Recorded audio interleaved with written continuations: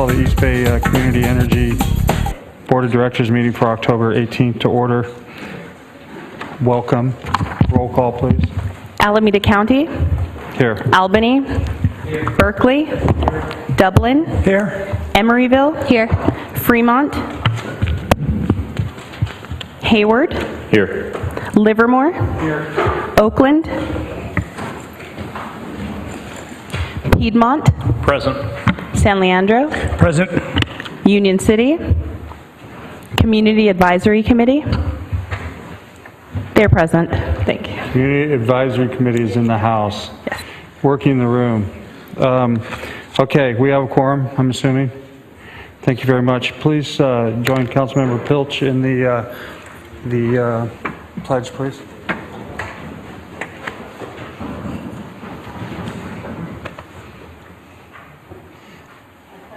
Allegiance to the flag of the United States of America and to the republic for which it stands, one nation, under God, indivisible, with liberty and justice for all. Thank you, Councilmember. Appreciate you for taking that. Public comment, a time in which you can speak to anything that is not on today's agenda. Trying to see if we have anybody. We do. We have a few. Jennifer West.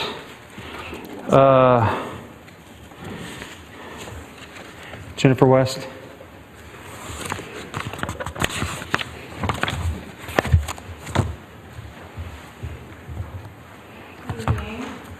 This is where, okay, there we go. I'm Jennifer West. I work at Stop Waste as program manager, and I was here about a month ago to say hello and introduce myself. This evening, I am excited to tell you about a paper that the East Bay Energy Watch, one of the subcommittees for that group, our Strategic Advisory Committee, has several subcommittees, and one was a Policy and Regulatory Subcommittee that worked for many, many months on a paper, a discussion paper, if you will. It's kind of a snapshot in time of energy efficiency programs here in the East Bay. And for me, actually, as a new staff person at Stop Waste, I found the paper extremely helpful in terms of looking at all of the different layers from East Bay Energy Watch and BayREN, what's going on with community choice aggregation.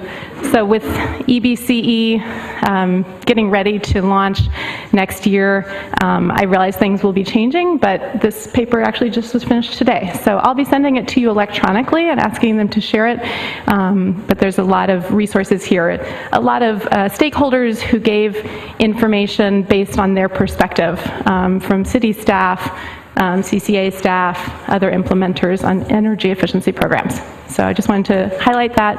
I'm leaving one copy here, but I didn't print out a whole bunch of copies because of the place where I work called Stop Waste. So thank you. Thank you. Jessica Tovar, Barbara Stebbins. Hi, Jessica. Hi, Jessica, East Bay Clean Power Alliance. And I would like to ask the board that you make the local development business plan be shared with the public. And we are asking you to actually have the team do a presentation at one of the next board meetings. I guess it's mid-November. It has not been on the agenda, and there has not been any report back from the local development business plan team, so that's something that we would like to see done. The local development business plan is what community and labor fought for and won in October of 2016, just 1 year ago. The language, including a completion of date here in October of 2017, is in the JPA agreement, the guiding document of the program. We object to the delay in the local development business plan called for by our CEO, Nick Chassett. The plan should be allowed to be completed and shared with the public. The local development business plan is the heart of a good community choice program that brings clean energy jobs and community benefits to the cities of Alameda County. We object to the CEO's plan to hold the LDBP results hostage to the scrutiny of technical experts without allowing a broad range of experts that exist in the community to weigh in.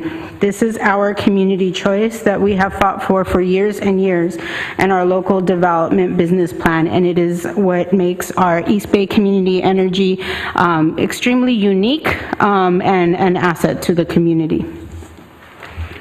Barbara Stebbins, Megan O'Neill, Colin Miller. Barbara Stebbins, East Bay Clean Power Alliance, and I'll just echo what Jessica Tovar said. We think that it's really important that this board be able to hear the progress, what has been completed so far in the deliverables from the local development business plan. We think it's really important. The Community Advisory Committee heard a presentation last night, but apparently they were not allowed to report their results so far. So of course it did kind of come across as though they hadn't done anything yet, which in fact they have. And I think it's important for everyone to realize that the local development business plan is what is going to provide the most substantial community benefits. So it is of paramount importance to us to see that that plan keeps moving forward. Thank you. Megan O'Neill, Colin Miller, Chuck Rames. Hello. Hello. I'm Megan. I'm a member of the Local Clean Energy Alliance and also on the Community Advisory Committee. And I wanted to speak tonight at public comment also about the local development business plan. As Barbara mentioned, we did get a presentation about that at the Community Advisory Committee meeting on Monday, and we only got that because the chair asked for that presentation. As Barbara said, despite there being completion of more than 90% of some of the tasks in the local development business plan, we didn't get to hear about actually any of the results yet. One of the things that we did hear is that despite this plan being supposed to be delivered last week in October per the JPA, we won't actually get to see it until April. The final plan won't be delivered until 6 months later than that. That delay is a really big concern for me and for everybody that spoke at the Community Advisory Committee meeting on Monday. I think it has a major impact on the how we can actually use this plan in terms of procurement. And I'd ask, we're speaking about this at public comment because it's not an agenda item here at the board today, but we do want to see it at the board meeting in 2 weeks and to have results, the results that we've had to date presented at the board at the next meeting.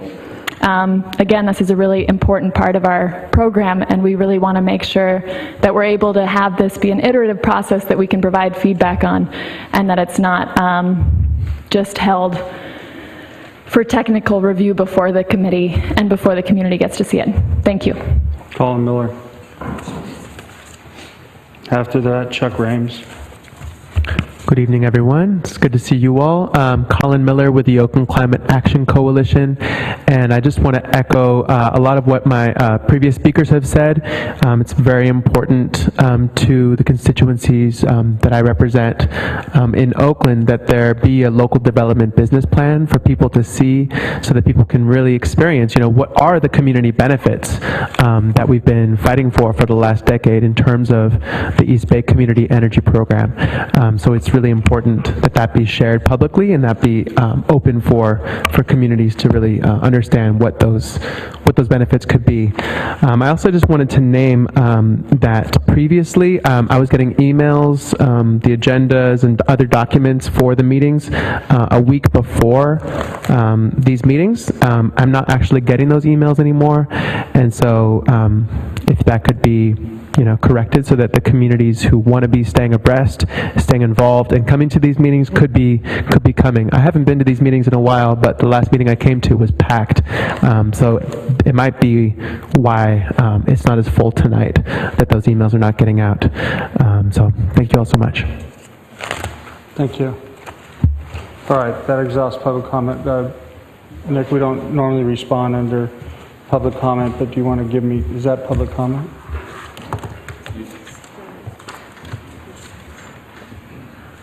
little bit about where we're at. Can I help you, sir? I'm Chuck Ramus. You just called my name I'm just a sorry. moment Go ago. ahead. Yeah, you're right. It's okay. So my name is Chuck Ramus. I live in Castro Valley. I'm a member of the EBCE Citizens Advisory Committee.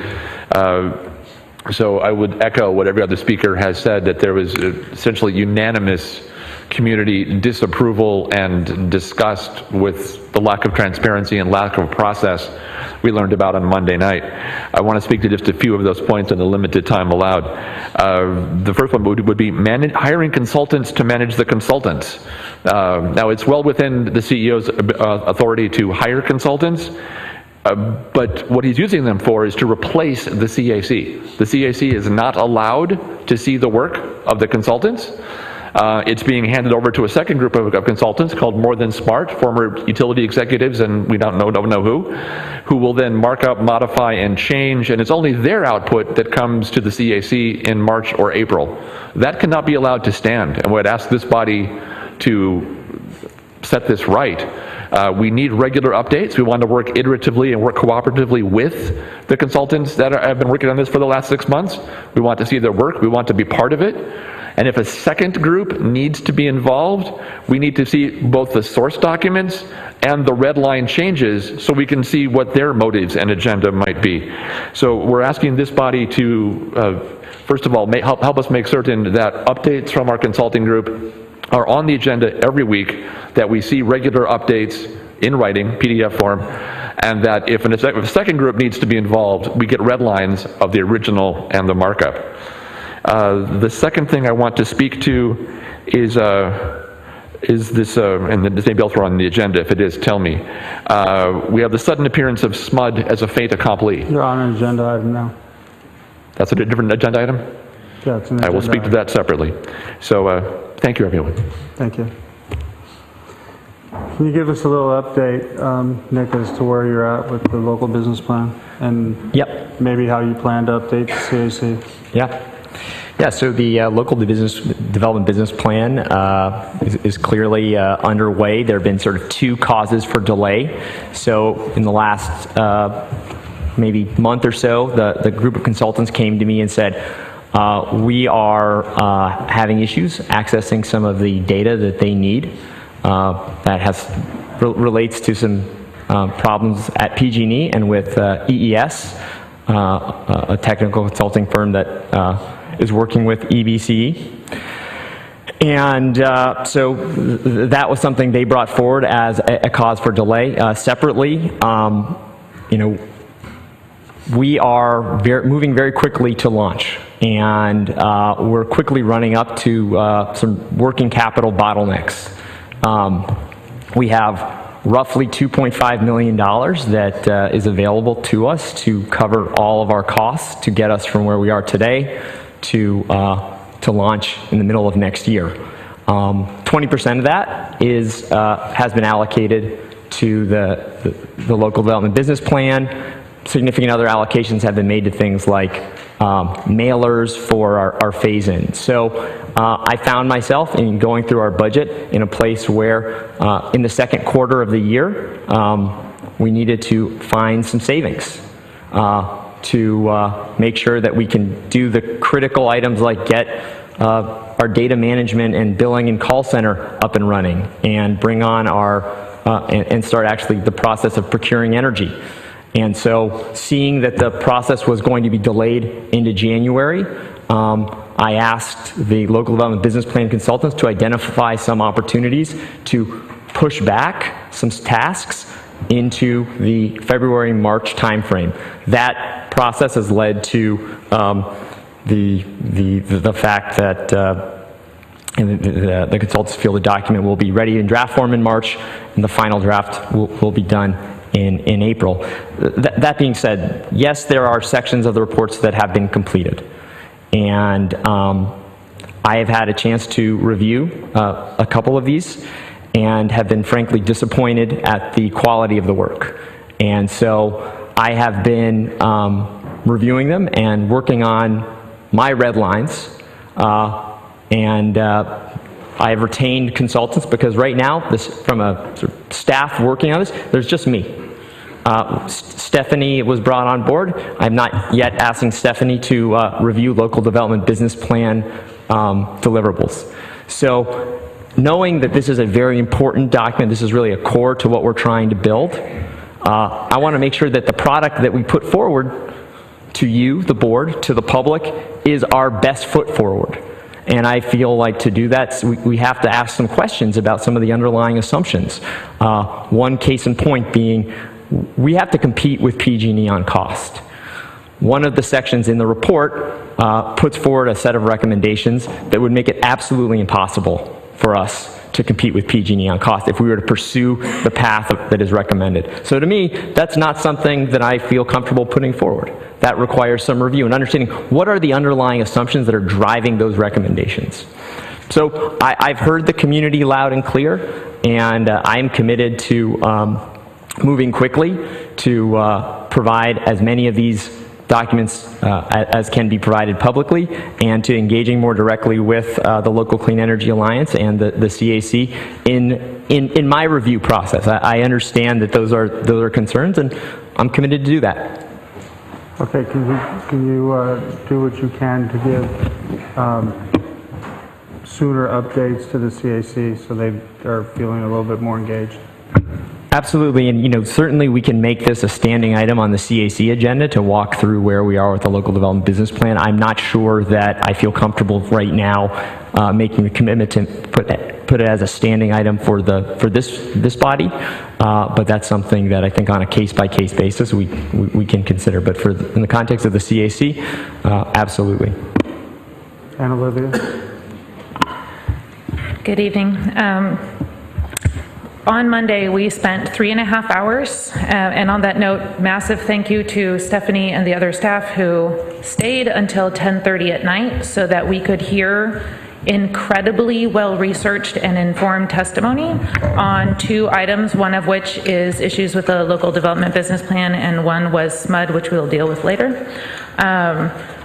We kept going until we achieved consensus. We did not accept solutions that had majority, but issues kept us from moving forward on it. We actually kept going until we got something that everyone agreed.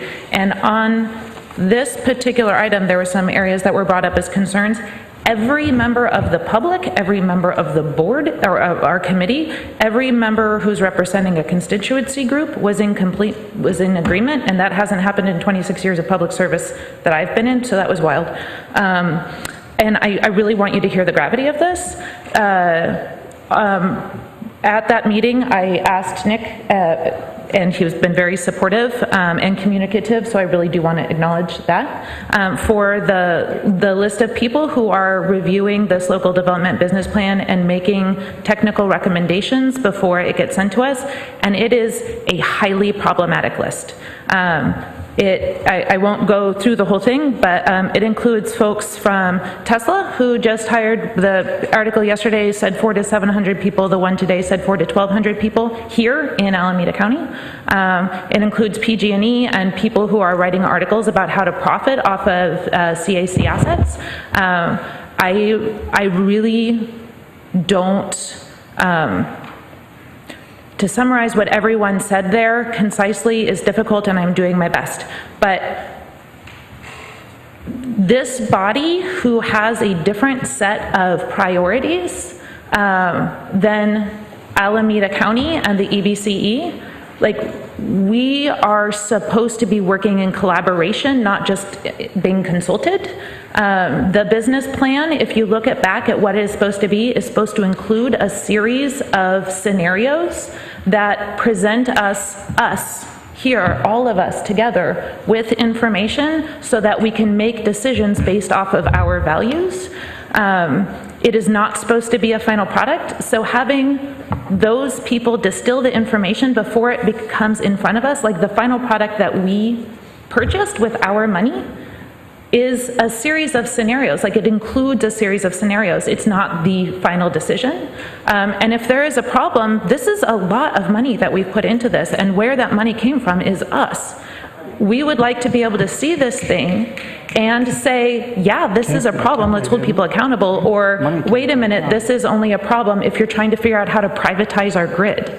So there was no question in people's need for the health of this organization to be included integrally in the review and development of this plan, because if all we are doing is recreating PGE, why do we spend this much time doing it?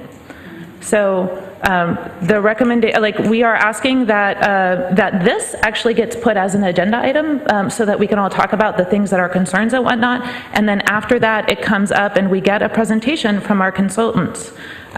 You deserve to know what's happening on this, as it is the single most distinctive aspect and the whole roadmap for how to go forward. Anybody else? Okay. We're going to move on then. Move to the approval of the minutes of September 20th. So I move approval, but just noting I was there.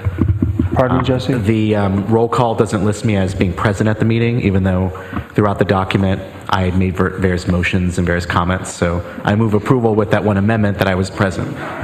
Second. Starting to wonder, was I at that meeting? I'm starting to wonder, was I? I'm starting to wonder, I think it shows me present. I'm wondering, did I make that meeting? Yes. It was the one before you missed.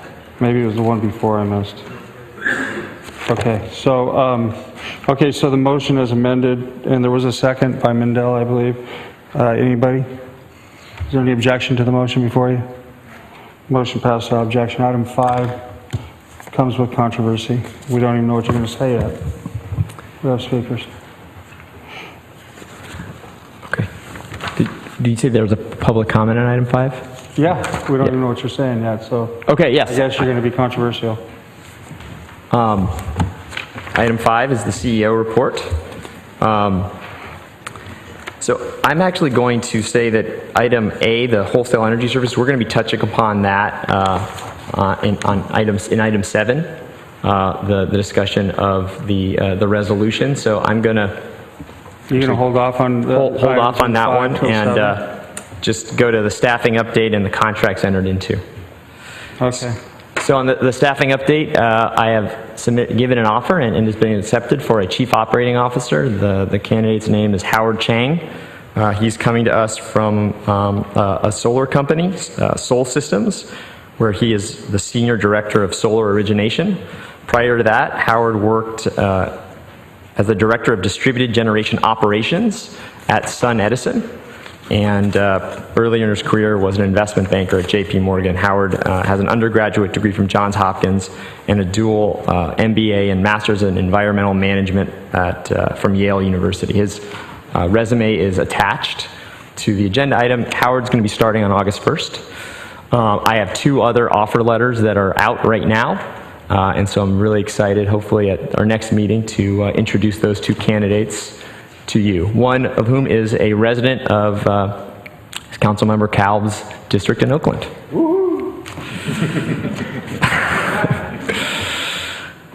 So moving on to contract entered into, I've entered into 2 contracts over the course of the last month. One is a contract with Energy and Environmental Economics for the task of developing an integrated resource plan model. I think there's an important sort of my error. It's not the integrated resource plan. They're developing a quantitative model that we can use as the basis for the development of an integrated resource plan. The integrated resource plan is going to be an iterative process that we bring forward to the board, to the CAC, as we start to look at the resource scenarios and the associated costs of those resource scenarios.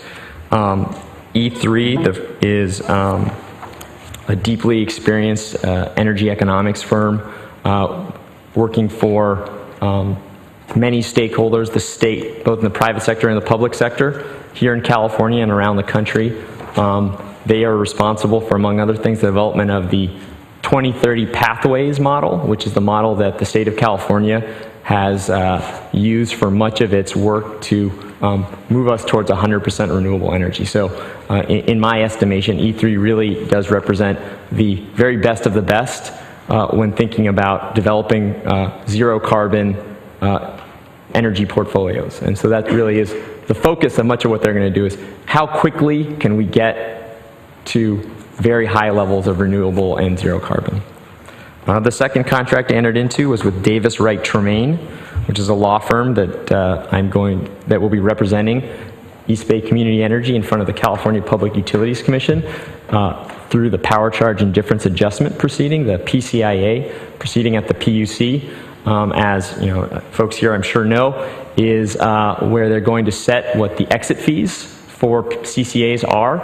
It's a highly contentious, very likely to be heavily litigated proceeding where the utilities are seeking to, if not double, if not more than that, our exit fees. And so while there is a trade association representing all CCAs that is very deeply engaged, all CCAs that are participating have also brought their own resources to bear, as we don't yet have internal regulatory counsel or regulatory analytical folks. I hired Davis Wright Tremaine to support that while we go out the process of hiring staff, and then probably have a firm like Davis Wright Tremaine on board, but don't use them as much as we need to use them right now while we're effectively outsourcing the work.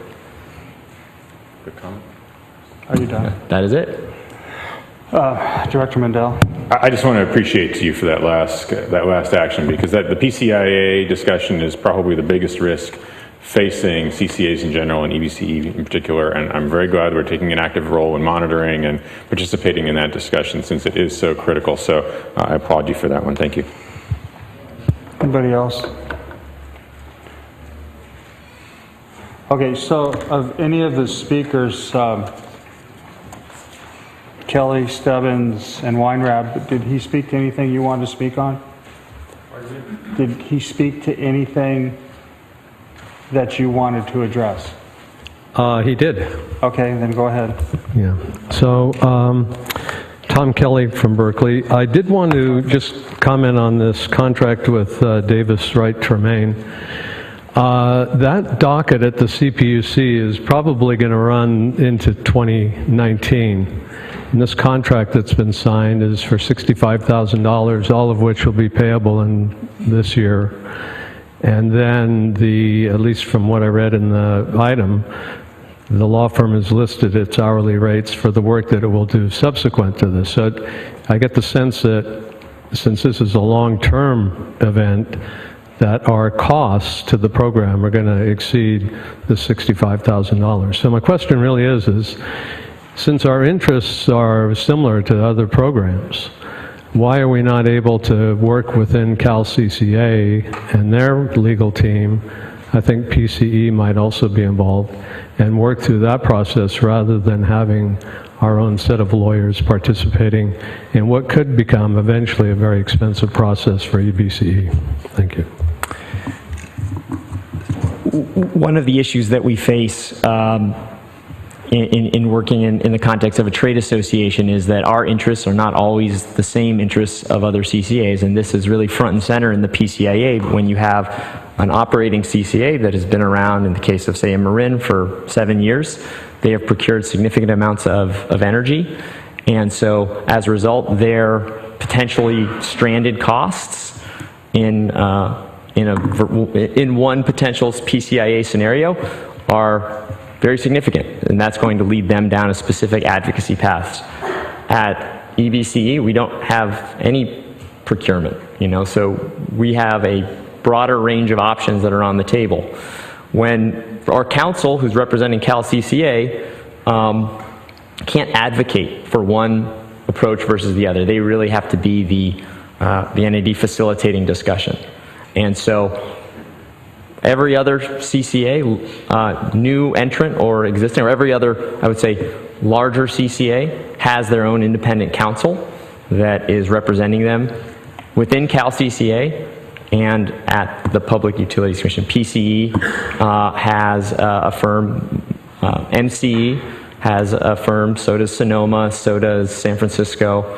so on and so on and so on. So it really is a way that we're making sure that our best interests are protected in a proceeding that is really potentially going to define the future of EBCE. Okay. Al, you want to talk to this? Good evening, folks. Al Weinrub, Local Clean Energy Alliance.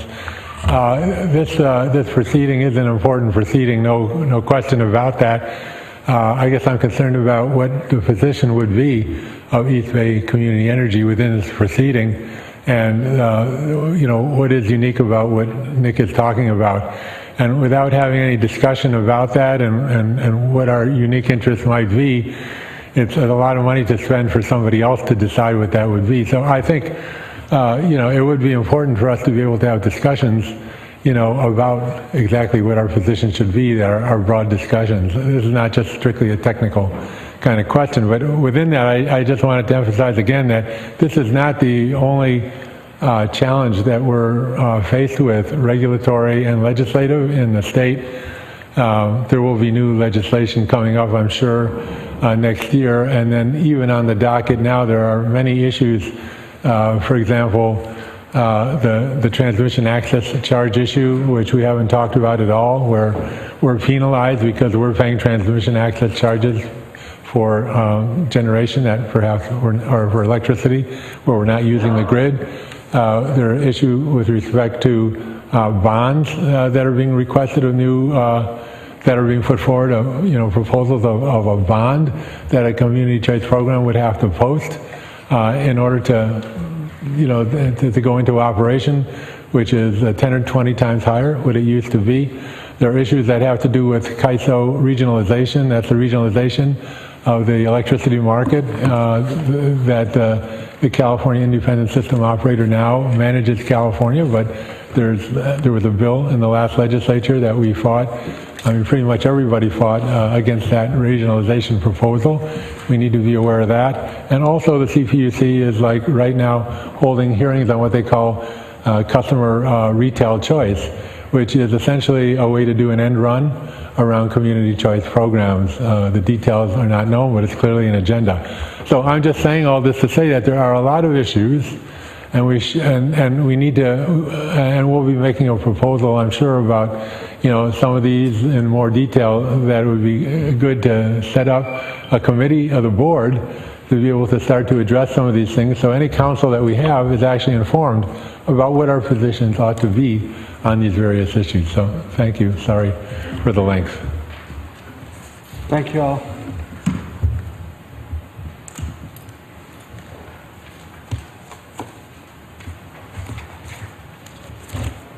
Any questions on the CEO's report? Go ahead, Director Ridd. Just with respect to the budget for Davis Wright Tremaine, I'm noting that their statement of qualifications on the last page includes 3 estimated budget scenarios for the PCIA process that range from about $285,000 to $485,000. So even the first discovery phase in all of those is over $65,000. So what period of time is the $65,000 contract meant to cover, and is it going to be sufficient to get us, you know, through that period of time? Yeah, so the PCIA proceeding has multiple phases. Right now we're in the data access phase, and that really is focused on, there are all these contracts that PG&E holds, and the contention by PG&E is that, you know, the above market costs of these contracts are much greater than the current PCIA methodology calculates. And so what we, the CCAs, are arguing is that we, instead of taking PG&E's word that these above market costs are twice as high as they currently are being calculated, we want the ability to see those contracts, analyze those contracts, and come up with our own view of what those above market costs are. So that is the phase that we've retained Davis Wright Tremaine to represent us during, and that's the $65,000. Understanding that, you know, in the future we may need a more significant engagement with them, you know, and that will be something that I would bring back to the board. I'm also considering, you know, the alternative of hiring 1 or more staff people, given the potential magnitude of these costs, to manage this internally. And if we're talking about $200,000, $300,000, $400,000 over the course of 2018, and we can hire an expert staff person for much less than that, well, that certainly seems like a good option. And that's really the evaluation that's happening right now. Okay, so does that reflect a negotiation down then from their initial quote of $72,880 for the data access and confidentiality phase down to $65,000? Yes. Great, thank you. Anybody else? Yeah. Director Cobb. Thank you. So I see in this agreement that they currently represent on the same proceeding MCE and Calpine Power America LLC, right? Is that correct? Yes. In the same proceeding. So I'm not clear how that works. The presumption, of course, is that we're on the same page as those entities, and if any conflict exists, they will let us know in advance. I understand that. But if they're working for those companies and billing those companies, are we being billed for the same hours that they're working? How does that usually work? When you, does it work poorly? I would maybe ask Inder, not specifically just to sort of on the multi-client. In this particular case, there are attorneys from Davis Wright Germain who are our clients. But we had very extensive conversations about conflicts. So they have a team of lawyers. So in our case, Patrick Ferguson and his associate Emily are the EBCE attorneys on this case. There are other partners and attorney and associates who are, say, representing MCE, and there's a firewall, if you will, but I'll let Inder maybe speak to the mechanics of how that works. So for an individual attorney to bill two clients for the same work would be a violation of the State Bar Rules of Ethics. So having separate attorneys representing clients who do not have currently a direct conflict is acceptable under the State Bar Rules. And in the letter, they're warning the EBCE, look, they're doing their job of informing us who else they represent. And should an actual conflict arise, this serves to let us know that they may have to step down and stop representing us in favor of their earlier clients. So this is fairly standard language for a law firm that's representing multiple parties that are currently on the same side, but you never know what might happen in the future and a conflict could arise. Thank you. And just to follow up, Nick, so in the unlikely event there is some conflict about some specific aspect of this, are we likely to get enough advance notice so we can do something as needed ourselves and not lose out? Again, the laws of, or the rules of ethical conduct for attorneys would require that they would notify us immediately as they perceived a possible conflict coming down the road, and those rules have been pretty strictly enforced, and of course, attorneys who violate those rules show up in front of the state bar and risk getting sanctions or losing their license. So although sometimes these things can happen suddenly, the obligation is to notify us immediately so we will know at the same time that they do, hopefully. Thank you.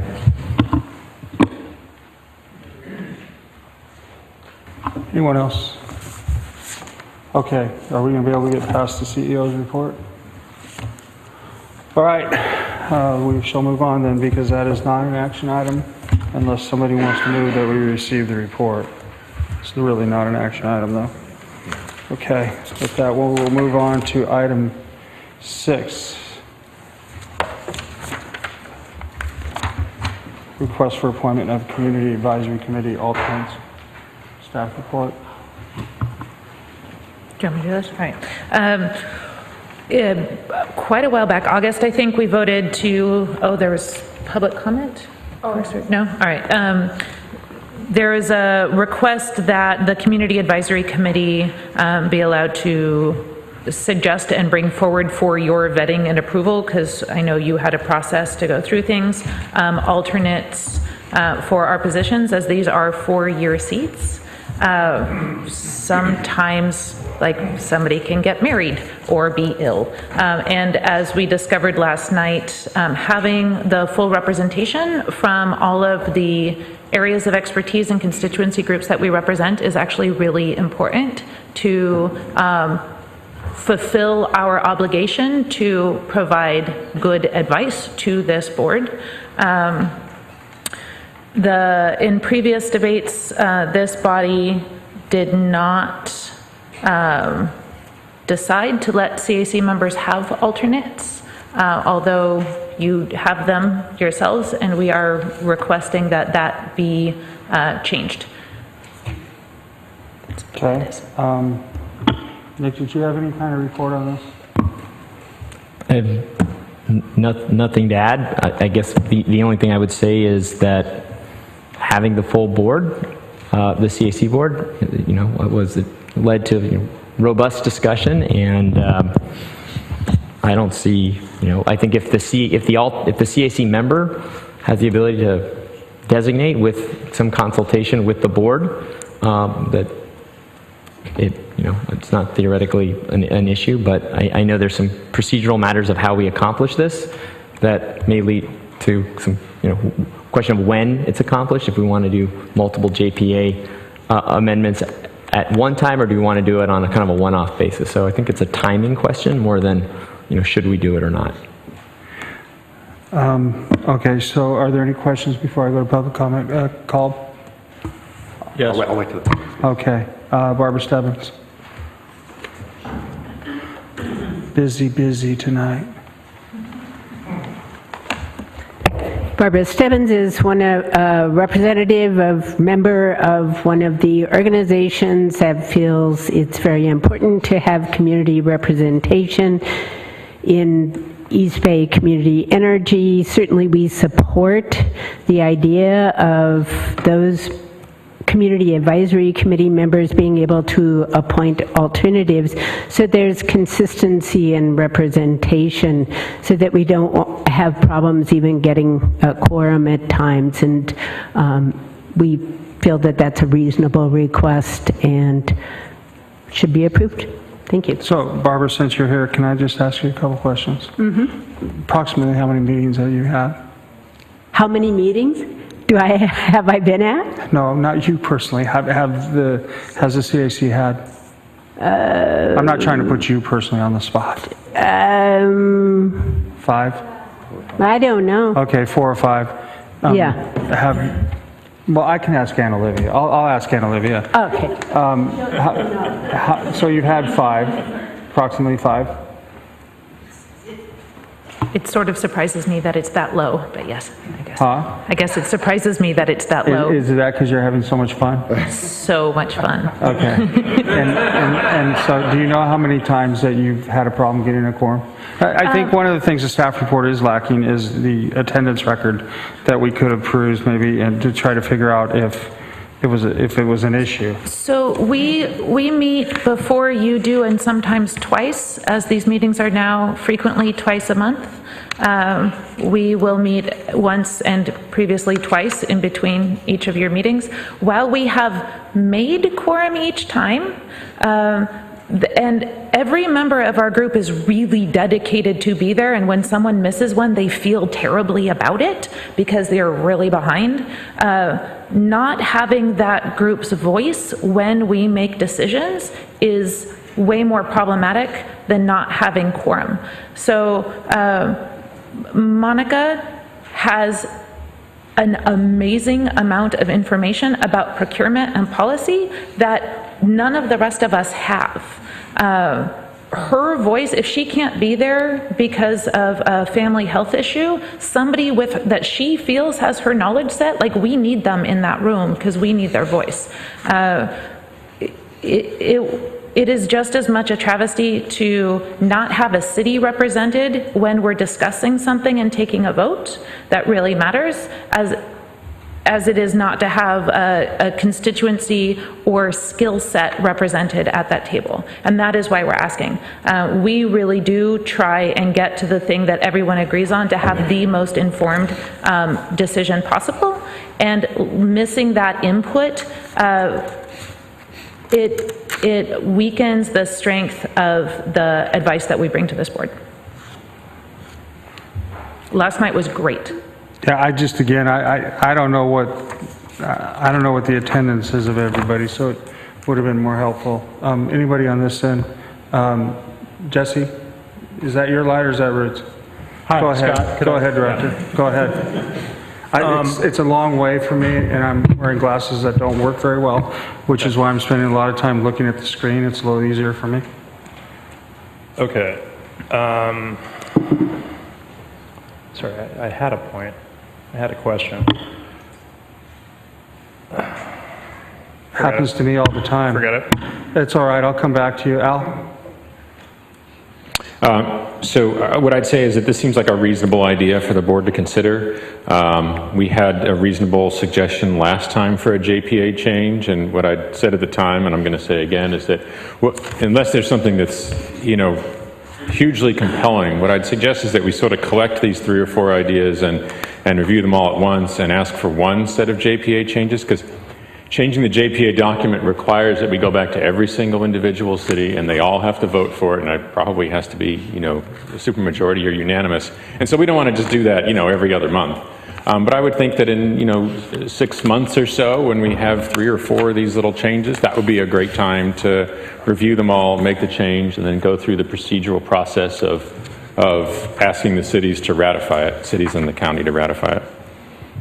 I would actually say that makes sense. I would say that it would probably be best to hold all of these for about 6 months and then bring them all together and have a board discussion and then recommend them to the cities and the county all at once and amend the agreements at one time. That would seem to make sense. I don't necessarily have a huge problem with this, to be honest with you, but to go back to the cities one at a time, sometimes it will become very frustrating to them, to be very honest with you. Go ahead. I remembered my question. I just wanted to ask Anna Olivia about the advisory committee's practice. I mean, it is a Brown Act committee, right? It's subject to public noticing and thus open to anyone who wishes to attend. And do you then take, public comment on each item and then close comment and then deliberate as a committee? Or is it just a general discussion? I mean, you described a kind of consensus-seeking process that didn't sound like vote-taking. I'm just curious whether people in the audience, under your practice are able to kind of participate in those deliberations, or if you, take public comment in a sort of more official way, close public comment, and then deliberate as a committee. Because if you don't, it would seem like any committee member who wasn't able to attend could ask anyone else to attend the meeting and without a formal designation as the alternate. At this point, we have not gone into closed session, and we actually work really hard to be the place that the public has I'm not speaking a of lot of closed voice. session. I'm speaking of the practice of openly deliberating. Openly deliberating, discussion. absolutely. But if it comes down to voting, we want that represented too, and we haven't always been able to achieve consensus. We really haven't, and so then we present those things to you as this was a very split vote, right? And this is why, but those sectors should have representation. We are all volunteers. Some folks have a harder, out of economic or work necessity, sometimes cannot be there, but their groups, the reasons that you selected them, should still be represented. And the point that was made earlier about holding them for 6 months, my concern with that is that the other thing that was a reasonable suggestion and tabled was our participation in exec, and I worry that if the healthy function of the CAC is tabled for a long period of time, that it could be detrimental to the process. So I imagine that we are going to have another meeting here in 2 weeks, and we can come up with this is the stuff that we'd like to see change now, and so that is only one trip, but it shouldn't be a long, lengthy process at each of the cities either. I think taking it to the cities after the first of the year would probably be a good thing to do, but trying to get it before that might be a little difficult. Dan? Thank you. I think presuming that, I guess the legal counsel has said that to do this, it would require a JPA change as opposed to there's nothing explicitly prohibiting it, therefore we could do it through bylaws or some other function anyways. So the joint powers agreement states that there will be 9 members appointed to the CAC, and it does not provide for appointment of alternates. So it would seem to be limited to the 9. Okay. But I did want to clarify that the joint powers agreement allows an amendment of the joint powers agreement through a supermajority vote of this board with written notice provided to all of the individual member agencies 30 days in advance. So it would be something that you could vote on, and it would require a 2/3 vote. Okay, thank you for that. I don't have any philosophical or fundamental objection to having the alternates when we get to if and when we get to that point. I think it's important to note or remind ourselves that we picked. Is it 9? 9? Sorry. We picked 9 very wonderful people who.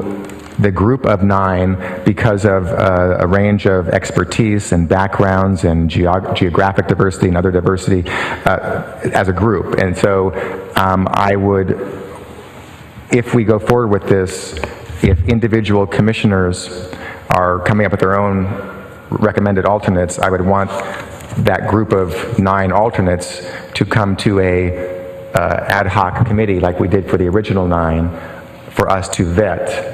And then whether we might recommend all 9 to be approved, or we might think to ourselves, these 9 don't quite, as a group, work, even though individually they may be okay people. So I wouldn't assume that because a member picks somebody, that person is going to get the alternate slot.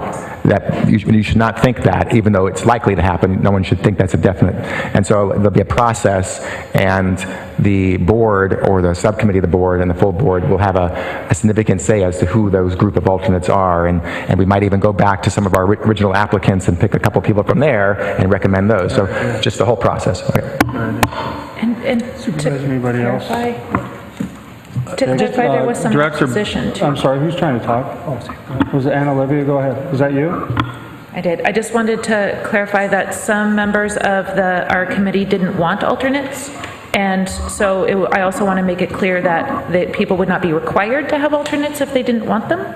And that the proposal was to bring them to you for approval and vetting, as opposed to thinking that we could just pick them, because that diversity in multiple facets is actually important to the health of our committee. Well, I'm just going to say that if we go the route of alternates, everybody's going to have an alternate. Yeah. We're not going to pick and choose who gets alternates and who doesn't.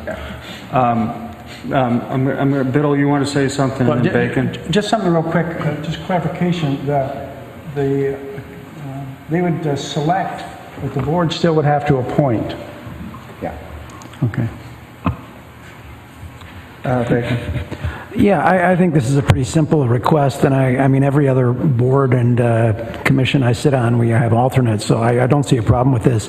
I do somewhat disagree with what Councilmember Kolb said. I think that, I know I was part of the selection process, and we picked a very capable group of people, and I think each of them can say, I want so-and-so as my alternate. I mean, we may come back for a formal approval process, but in my opinion, that would probably just be a pretty simple, I wouldn't question, I mean, unless there was someone really egregious, I think it would just be a pretty simple process. But I would be in favor of us going ahead with this, and I mean, whatever legal hoops we need to hop through to make it happen, I'm all in favor of making it happen. Thank you. Okay, Cynthia Landry. Chair, Yes, just real briefly, I'll just echo. While Cynthia's coming down, Director Pilch. Thank you. Well, I just want to echo Board Member Bacon's comments. It's pretty much the same as my own. I think it's a reasonable request. We don't have to put a lot of administration around it. I'd be ready to vote on it tonight, actually. Thank you. I agree with what you're saying, but we need to be mindful of some of the larger cities' agendas. It's not quite that easy to get on Oakland or Berkeley or even the county's agenda, to be very honest with you. So I don't think it's prudent for us to be sending things one at a time, and I think that's what we're trying to get away from. Cynthia, and then Jesse, do you mind waiting, or do you want to go now? Go ahead, Cynthia. I just wanted to point out that When this vote was taken, there was 3 CAC members absent. And I heard last night that perhaps one of the CAC members wanted possibly to change their thinking because they were not present at the meeting that this vote was taken. I voted against it because for me, you know, I made a commitment to attend, and I try to attend both the CAC meetings and these meetings here to familiarize myself with all the issues. I realize that there could be times that I may be out, but the quorum count is 6, which would allow for 3 CAC members to be absent and still proceed with our business. So I don't have any, you know, whatever the JPA board decides, but I think we have to be cognizant about changing rules within the JPA agreement. And also, we're not necessarily, there's still some debate among the CAC about whether we want this. Although, you know, I can see occasionally that if a person is out, but this material is very complex, and when you miss a meeting, you're really missing a lot, I think personally. So thank you for listening to me. Thank you. Just I want to correct something.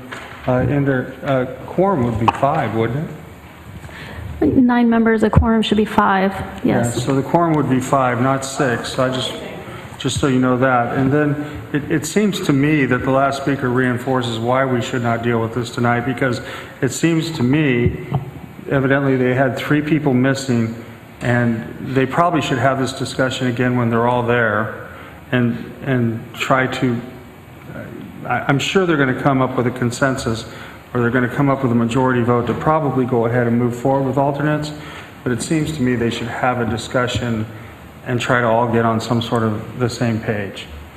And then I still stick with the fact that for the larger cities that have difficult agendas, we should not be in the habit, and in the county, we should not be in, although it would probably be a consent item in the county, we should not be in the habit of sending these items to them one at a time, and we would be best off trying to hold them off to gather them and try to do these things every 6 months or so. That would be my recommendation. Yes, I'm sorry, Jesse, go ahead. So, but I thought I heard our legal counsel say that there's another path, which is a 2/3 vote of this body could, and notice, 30 days notice to the member cities. It doesn't require their authorization when they just receive notice, but a 2/3 vote of this body could also approve an amendment to the JPA agreement. So we can either go to each city and get their approval, if I'm not mistaken, or a 2/3 vote of this body can amend a JPA document. Correct, except for a few of the key provisions, including how we count votes. This body can amend other provisions of the Joint Powers Agreement with a 2/3 vote. What we're talking about is the Community Advisory Committee. That's correct. So this is not one of those key items. Okay, so that's thank in you. section 8.4 of the Joint Powers Agreement. We would have to send notice 30 days in advance to the cities and county, and it may still make sense to package multiple amendments in one go for. I would agree. I think it makes sense if there were going to be any amendments to package them as one grouping for us to vote on. Director Root and Director Martinez. Point of clarification, I guess, for council. Given that we don't have JPA language in front of us tonight, we can't change the JPA agreement tonight, and we can't adopt a provision tonight. So is this just an informational item? I think that you could direct staff and myself to start preparing an amendment, and then we would bring that to you at a future meeting. And among other things, we need to provide that 30-day advance notice to all of the member agencies, so that will take some additional time as well. Okay, so this would come back to us for a formal vote with a list of alternates attached? The amendment to the JPA would simply allow you to appoint alternates. The actual appointment of alternates would be an entirely separate agenda item, perhaps on the same day, perhaps later. Okay, thank you. Director Martinez. So to council, what would the motion be tonight to set that into motion? I think we should send it back to the CAC so they can have further discussion on the item and see if they can at least come to some sort of agreement, or at least have a discussion when majority, when they only had 6 members there, as I understand it, when they had the discussion. I'd like to see at least 9 members there. Can I offer a recommended next step? Because I think there are multiple potential amendments that may need to be made to the JPA. This is one. There are potentially others.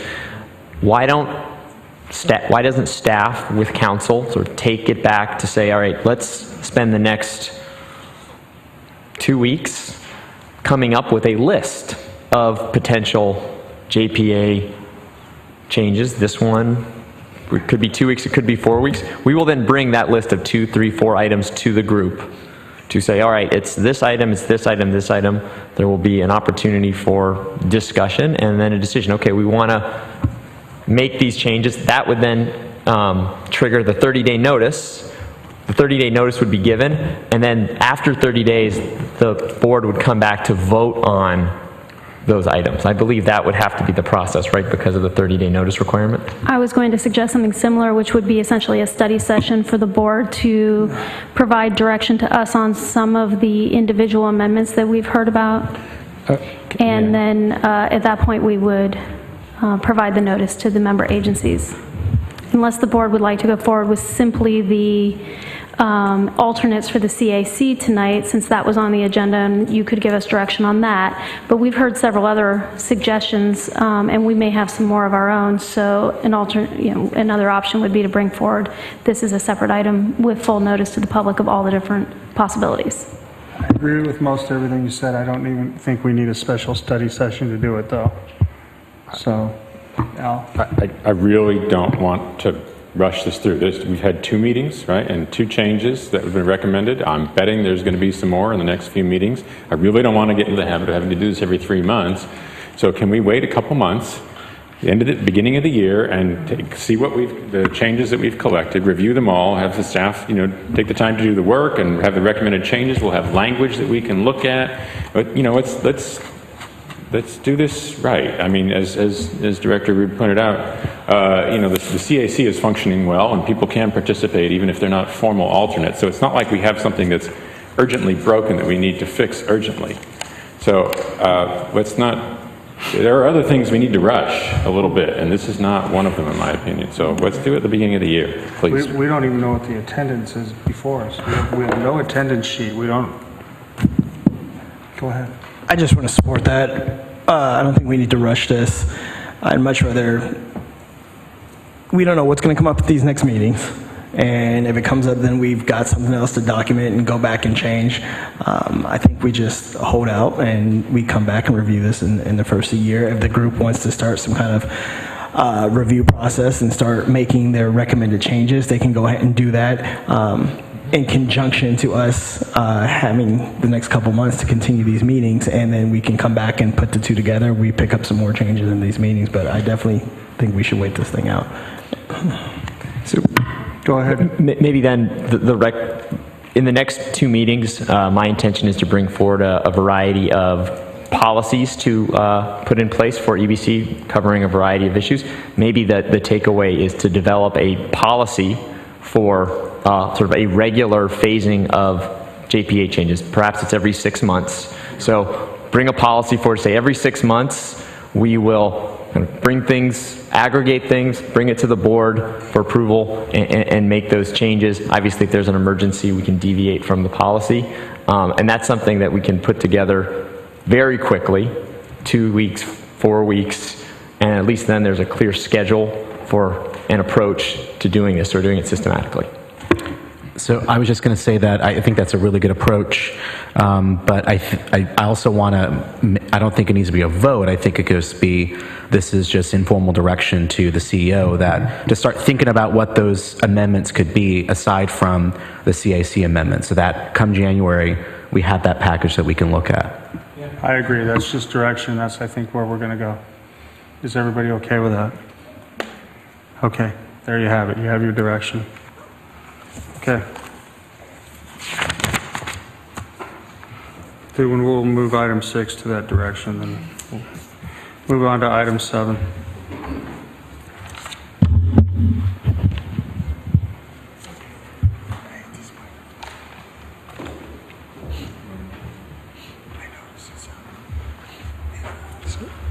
Stephanie, can you, there are a couple slides that I'm going to be putting up for this item.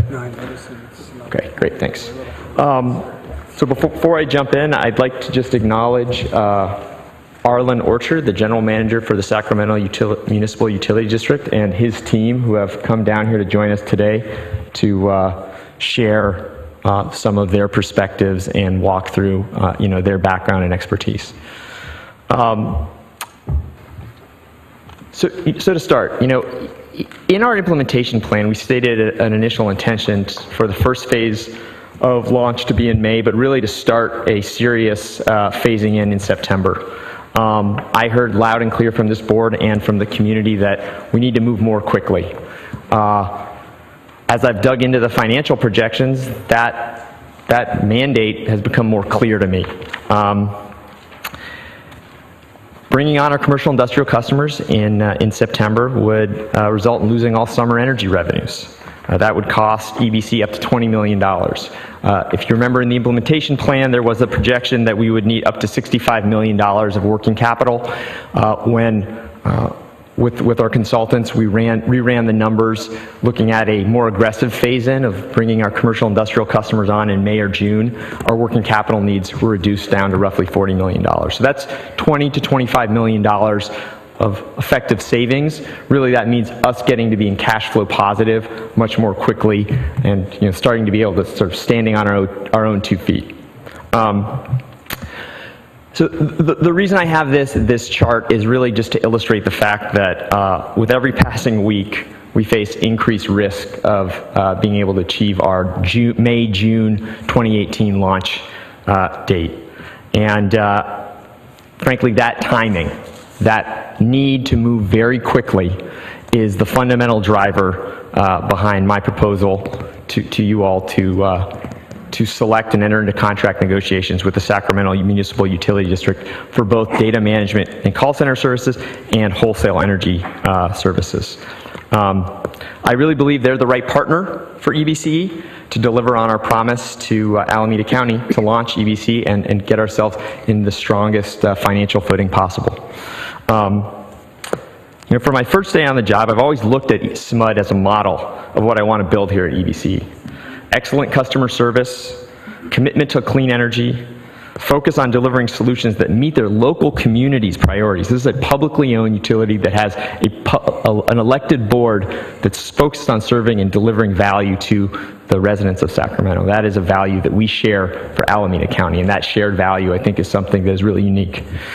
When the board continued the selection, continued this item a month ago when I had recommended the selection of GridX. I found myself with an opportunity to more fully evaluate how to deliver these services to EBC in the most effective manner possible. After lengthy consultation with our legal counsel that affirmed my ability to evaluate an option outside of an RFP process, I started an engagement and a discussion with SMUD. As it happened, SMUD had simultaneously decided to enter the CCA space through the execution of a full-service contract with Valley Clean Energy Authority, which is the CCA that is forming to serve the City of Davis, City of Woodland, and Yolo County.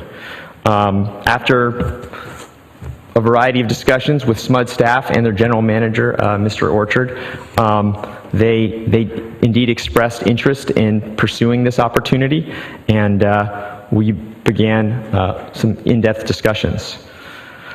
Over this last month, I have been engaged in, numerous back and forth discussions and meetings with SMUD. I have consulted my fellow CCA CEOs, our expert consultants, about the fit and the value of SMUD to EBCE, and all the while, frankly, having to continue discussions with GridX, not knowing if the SMUD agreement was really going to be possible and something that I could bring to the board. About a week ago today, with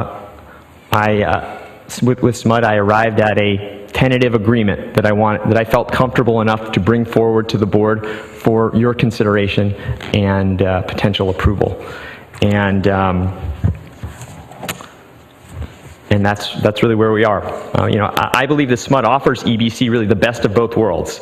They're an experienced unionized call center and customer service operation that's sophisticated and with a sophisticated and improving billing system right here in California. They offer us a suite of technology tools that will ensure that we effectively engage with our customers and are able to design and deliver innovative clean energy programs for Alameda County. In addition to my discussions with SMUD about data billing and call center services, we've also started to discuss how EBC could leverage their energy procurement capabilities. On this front, SMUD offers EBC the ability to partner with a deeply experienced energy market player who is grounded in public power. In SMUD, I believe we have a partner who is a large, sophisticated actor in California energy market. They're grounded in robust risk management practices, and they're publicly owned, and they're committed to California's clean energy future in a way that is really just not going to be available to us with a private sector partner. SMUD also happens to be a leader in the development of local renewables. They're in the process of developing a 60 megawatt local to Sacramento County community solar project that will be, when it's fully up and running, the largest one in the country. SMUD, so can I actually go to the next slide here? Oh, thanks.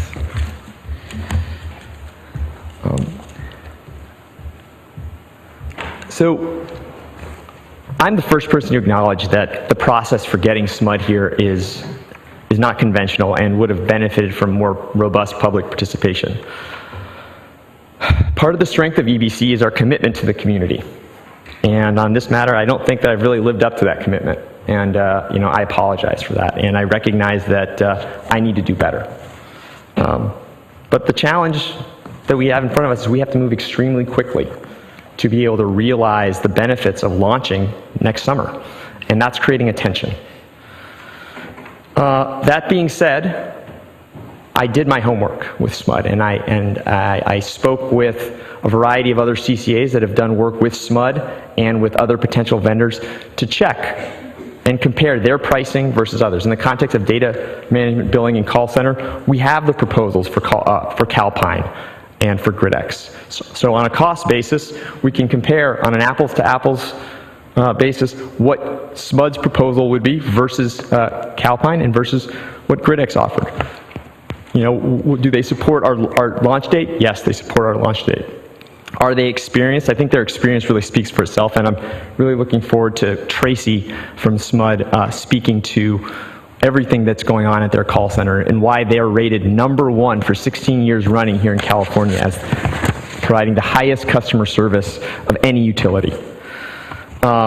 So above here is the comparison of data management, calling, and bill center, data management, calling, call center, and billing. And you'll see that SMUD's bid on a cost basis is very much in line with the other bids. You'll see that their experience is really very significant and robust and is what we need to be able to launch and achieve our goals. And when you start thinking about the question of the call center, I know that's been a contentious item.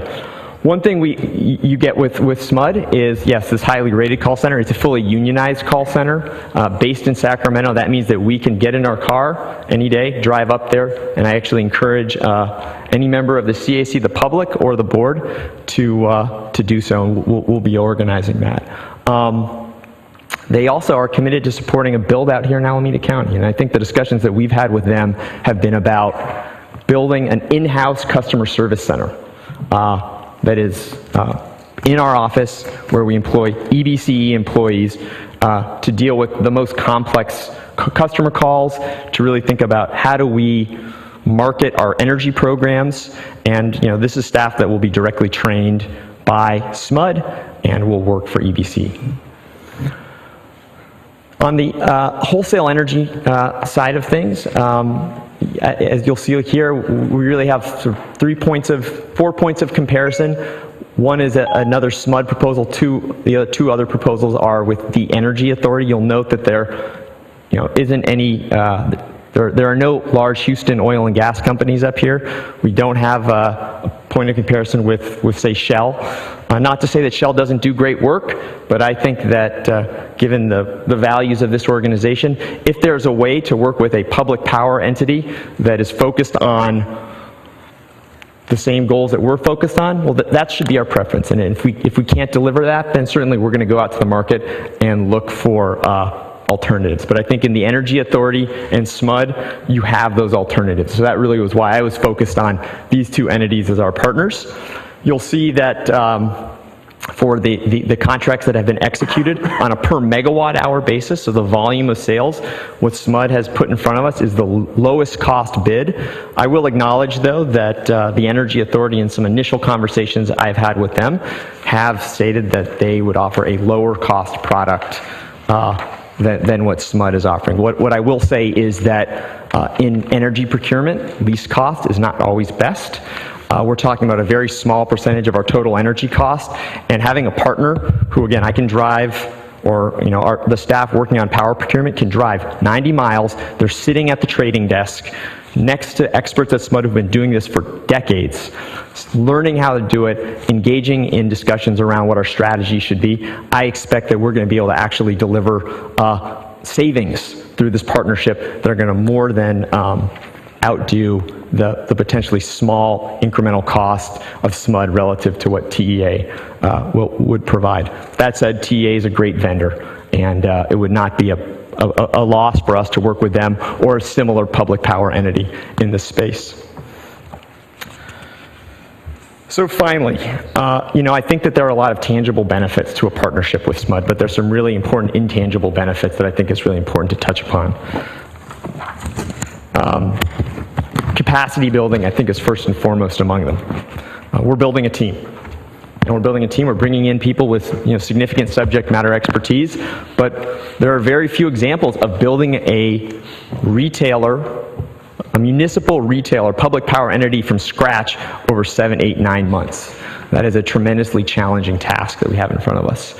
And being able to partner with an entity like SMUD to bring their deep bench to bear to help build our capacity so that we find ourselves in 1, 2, 3 years being able to transition from working with an outside provider to actually doing this ourselves. I think they are uniquely situated to help us build that capacity and increase what EBCE can do for itself. SMUD has deep contract expertise, and I think that one of the things that because they are such an active market player in California, that I'm hopeful they'll be able to deliver, and I think Arlen will be able to speak to this, is some economy of scale. They're out there purchasing renewables and zero carbon energy today, and they have a unique view into the market for that. And so how can we as their partner leverage those economies of scale and basically achieve favorable contract terms? On the regulatory and legislative engagement front, I think this is really one of the most compelling sort of intangible arguments for SMUD. One of our great weaknesses in CCA world is we're considered the new kids on the block. The folks at the legislature, at the CPUC, look at CCAs and say, do you really know what you're doing? I think we do, but there are real concerns that are raised. I think we saw that at the end of this legislative session. A partnership with SMUD, I think, really answers those questions, because we're saying we at EBCE are taking those concerns very seriously. We are working with the most highly regarded utility in the state of California in the areas that are most important. We talked about the local development business plan today, and the fact that it is, something that we need to really focus on, and I personally need to focus more of my time on engaging with the CAC and the community around making sure that we're delivering on that promise. Well, SMUD is a great partner there. SMUD really does have second to none capabilities in distributed energy resource integration into their energy mix, into demand response, into rooftop solar, energy storage. And so, again, that's one of those areas where this partnership is really going to help us to deliver on the promise of the local development business plan. And there's one more that I just want to sort of, I want to end with before I sort of get into what the recommendation is. And that's this idea of driving deep and broad greenhouse gas emissions reductions. We could go to 100% renewables here at EBCE. It's totally zero carbon. And it would do nothing to turn the tide of climate change. Our ability to fight climate change is based on our ability to demonstrate that it works here and to export that. So the policies we're adopting in Alameda County are policies that are adopting around the state of California, around the country, around the world. And I think this partnership of a large, highly competent public power entity and an emerging entity like EBCE really is the pathway to the future for how we drive public power and carbon reduction around the country. I think this will be a model for that. And so I'm really excited about what this partnership will do both for us immediately in our service territory and around the state and around the country. So, again, I do recognize that, our community groups are concerned and frankly upset about the last minute nature of this recommendation. And, I am committed to finding ways to more deeply engage with them within the context of this process. And so what I want to do is offer two recommendations, two options to the board for how to proceed with SMUD and make sure that we are fulfilling our promise to deliver on that engagement. I think the first is really what is embedded in the resolution. It's grant EBCE, grant me the authority to pursue contract negotiations with SMUD for both the calling, data management, and call center, billing and data management services, and wholesale energy services. I will make the commitment to form an advisory committee during the contract negotiation process for data management, call center, and billing. I intend to engage with Nick Pilch and Nick Gigliotti, who are both part of the original selection committee. And for wholesale energy services, I will engage with the CAC and a member of the board, if there's interest, to review the scope of work and to participate in the review of the contract. Another option, a second option, is to proceed to grant the authority on the data management call center contract with SMUD. Same thing around the formation of an advisory committee, but hold off on the contracting for wholesale energy services. We can open a competitive process for the next couple weeks and take bids, evaluate those bids. I can bring those back in the next 4 to 6 weeks for the board to make a final selection. I will just note that we don't have any time to spare, and that is really why I feel so strongly that we do need to make a decision today on the data management, billing, and call center. That is the critical path.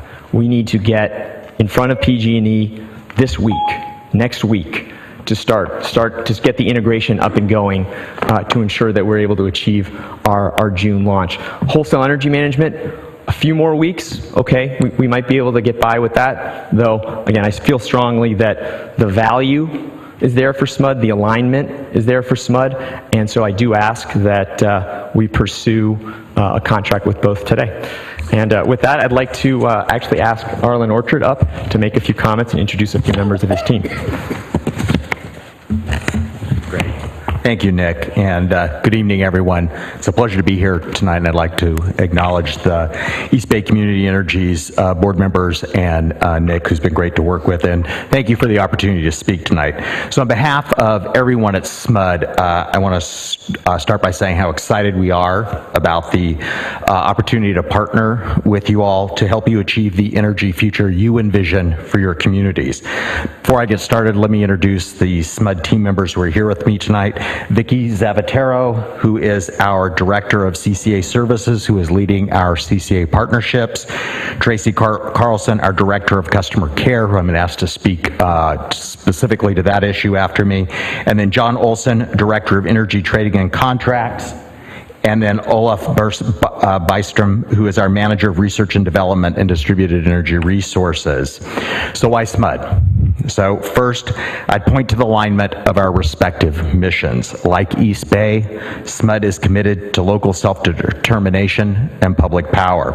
As a community-owned, not-for-profit utility governed by a popularly elected board of directors, we measure our success by the value we bring to the people and the communities we serve. It's really the core reason we exist. Second, we operate in California and are committed to helping California achieve its public policy goals around renewable energy and climate change. Environmental leadership is one of SMUD's core values and is deeply embedded into all of our business practices.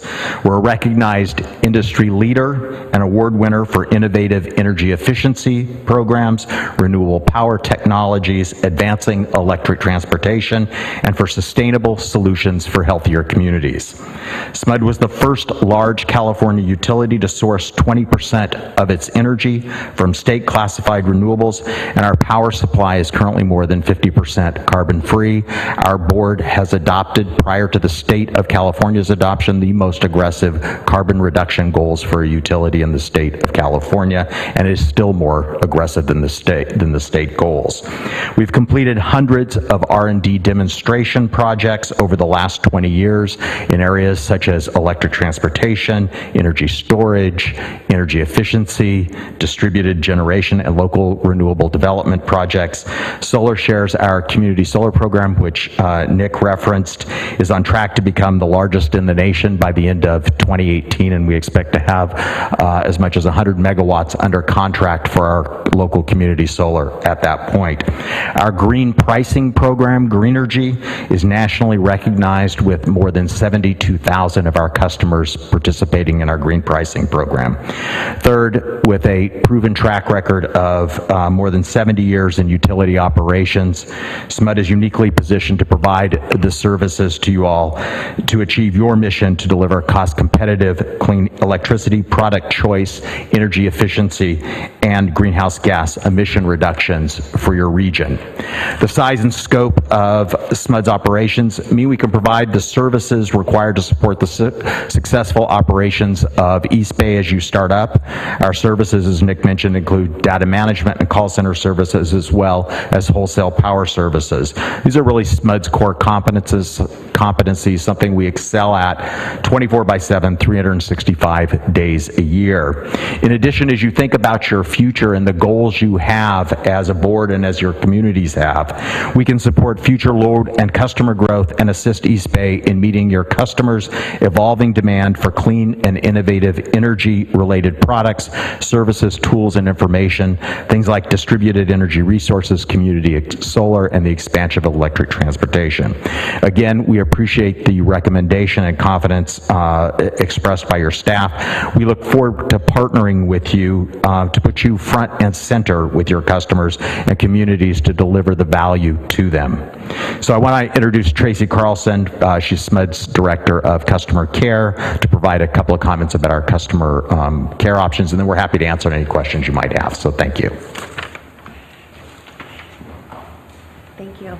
Good evening, everyone. As Arla mentioned, I'm the Director of Customer Care for SMUD. I have 3 areas of primary responsibility: contact center operations, distributed generation customer interconnection, as well as self-service channel management. So anything from the My Account, SMUD.org, to IVR. Our contact center operation consists of 150 unionized customer service representatives. We deliver full service customer experience to our customers 7 a.m. to 7 p.m. Monday through Friday. We also are very proud of our customer experience. We've won, again, J.D. Power's in California, #1 in California for 16 years, as well residential, as well as commercial for the 11 out of the last 12 years. Our CSRs are the best of the best. When we spoke with Nick, we talked about our robust recruiting process and the way we select those CSRs. We service our customers in both English and Spanish, which is very important to us to provide that service in both languages.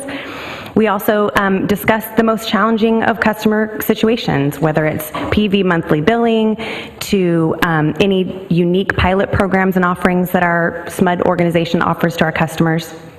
They really are the best of the best.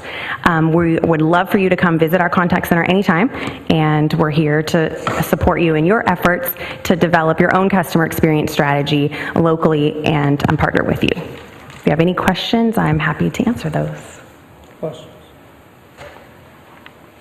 Yes, Director Carl. Is this an opportunity to ask questions about this whole process? Well, if that's of the executive director, hold Yes. off just a second. Okay. Any questions of the speaker or any questions of SMUD? Yeah, I have a... Director Phil. Chair, how many contracts, how many CCA contracts have you, two questions, I'll ask them both. How many CCA contracts have you entered into so far, and how will you ramp up in order to help us? Sure. If you were awarded the contract. Great question. So we've entered into one contract with the Valley Clean Energy Association, which is the Yolo County CCA. We entered into that contract just recently. We have established a tiger team of the best of SMUD's employees to stand up the organization necessary to do that. We have accomplished that. We have identified a new organizational structure to support these services.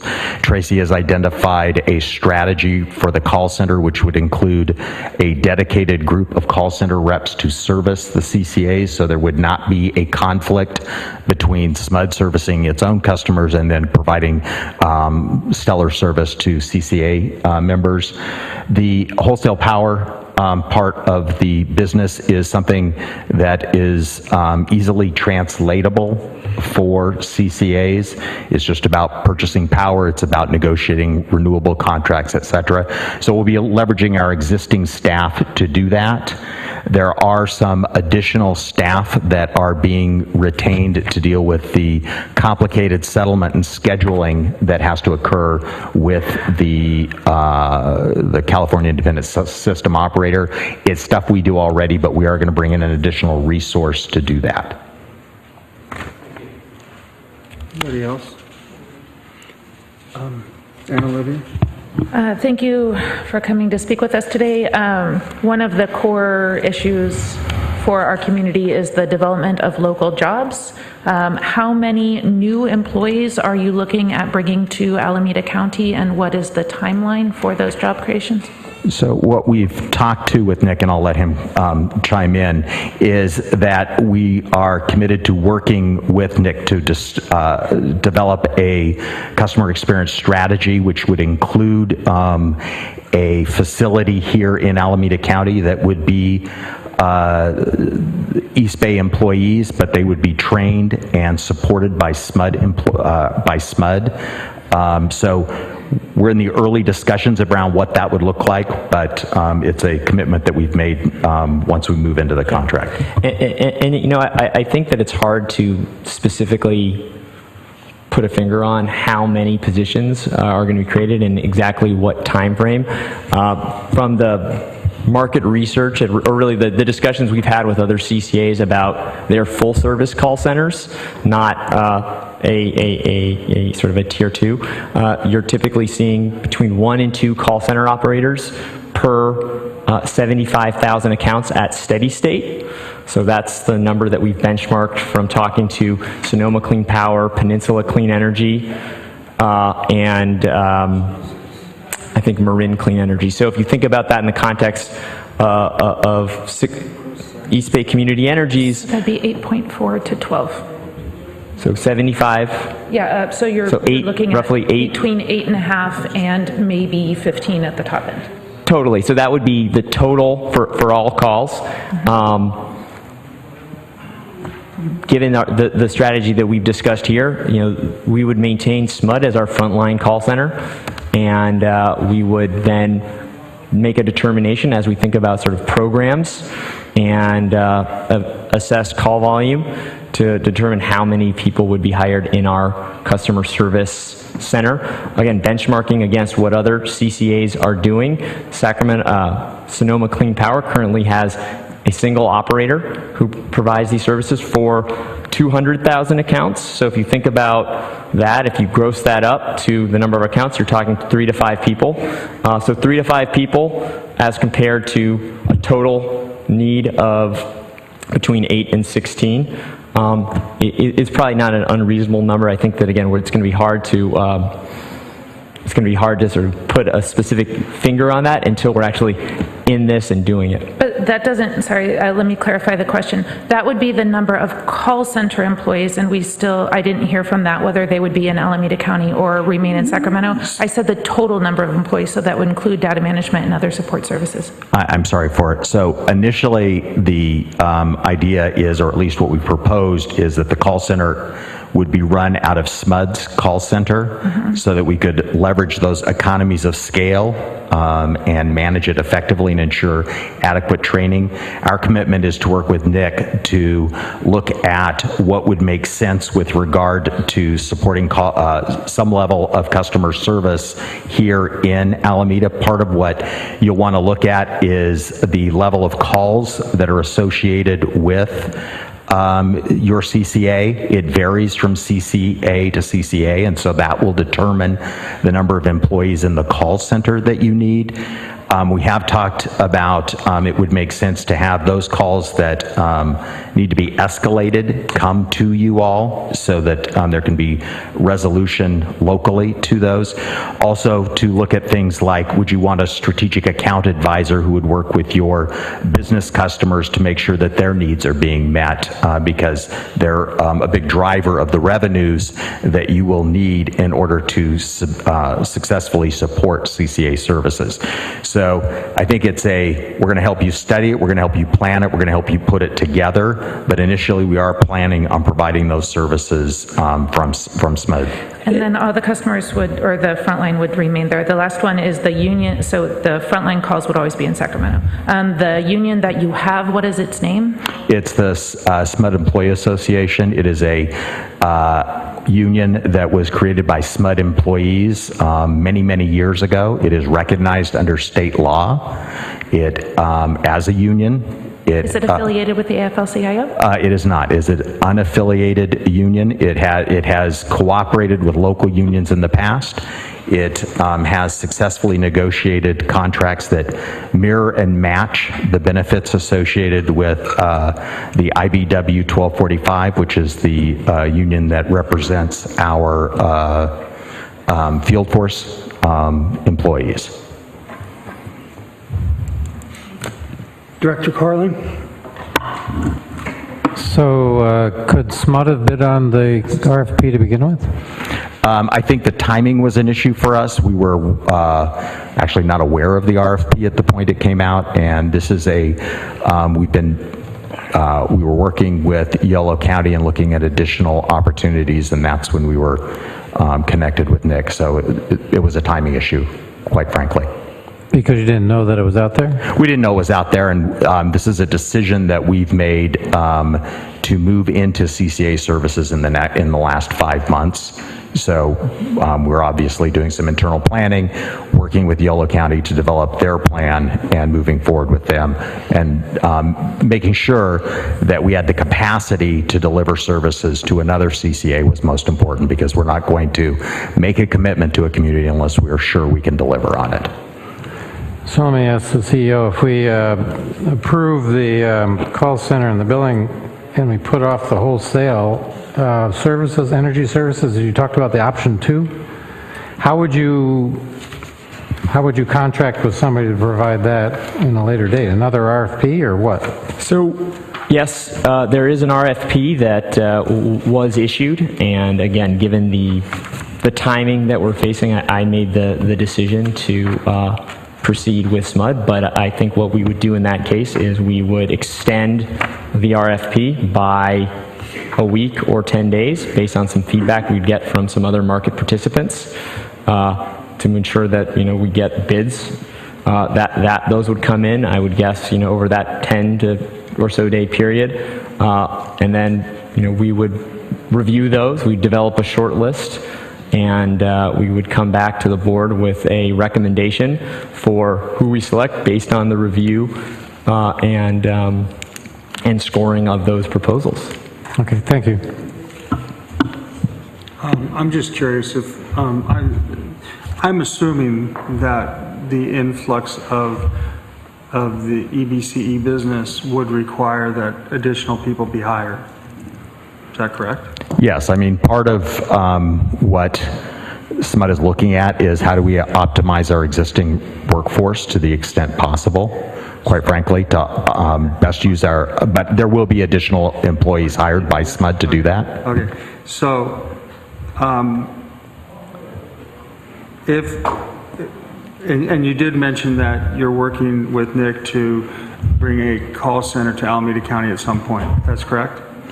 Yes, to look at what would make sense from a customer experience standpoint. What do you think the time frame is on that? I don't know. We've had some preliminary conversations. I think the idea was you would have something in place within a year down here. Yeah, so the way I'm thinking about it is, we have phased launch, right? So if we were to launch customers in the summer and then we launch the next phase of residential customers in, the fall time frame, again, these are some specific decisions that we need to come back to with some more very clear recommendations, but I think the goal would be that we would be working on a parallel path with SMUD while we're phasing customers in, and this customer experience, customer service center would come to fruition, would launch once we get to sort of steady state. So that would be roughly a year to a year and a half from today, when we're not thinking about spikes in call volumes because we're phasing customers in. It's just sort of the normal day-to-day calls that are based on, there's an issue with my bill.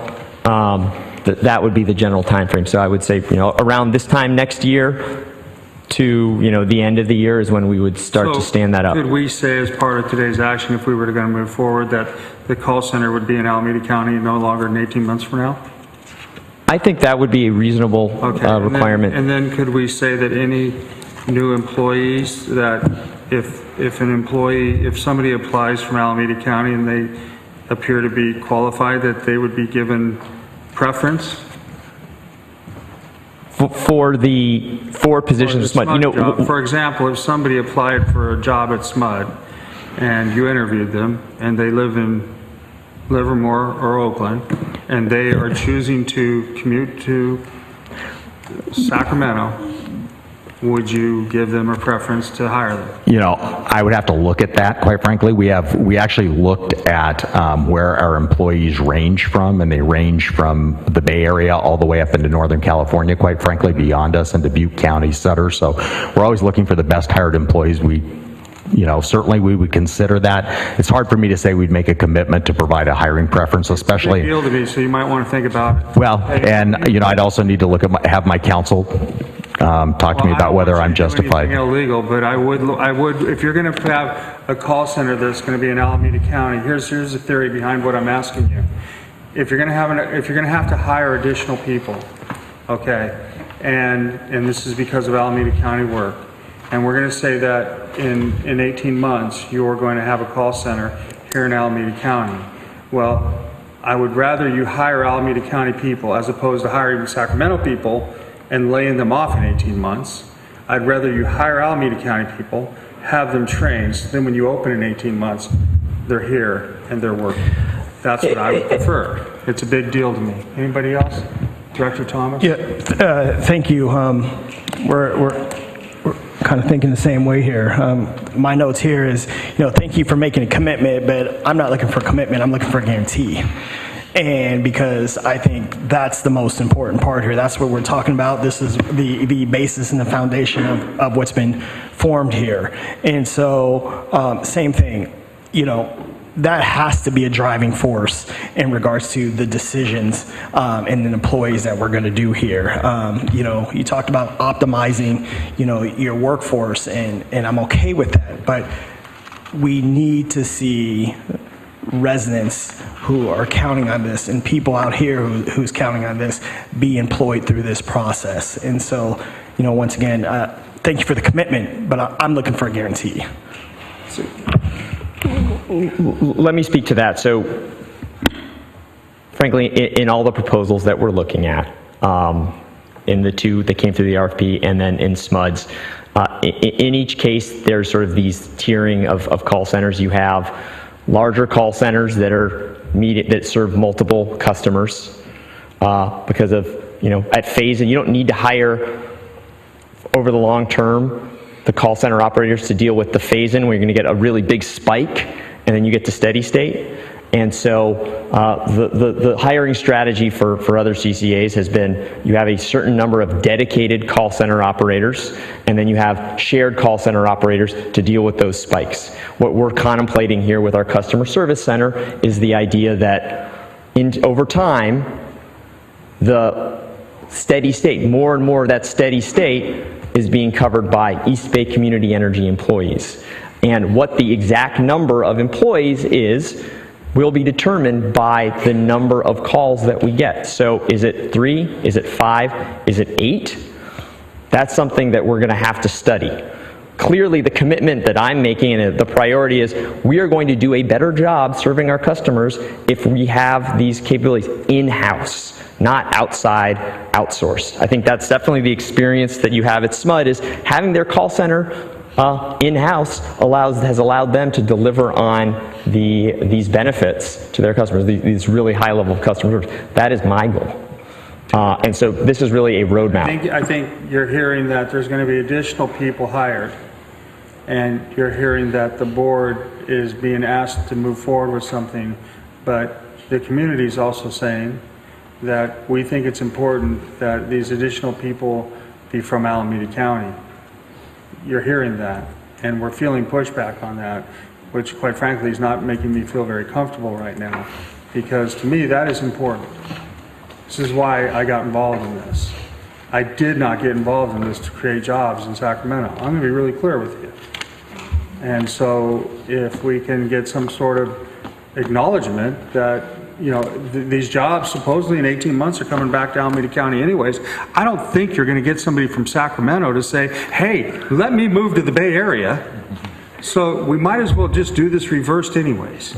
So I think maybe the clarification is that the jobs that are coming here in within the next 18 months, those are not going, it's not going to be SMUD employees who are suddenly going to lose their job. These are incremental jobs that are being created. Because these... Nick, I'm hearing what you're saying, but I'm hearing that you're going to have to hire some additional people anyways.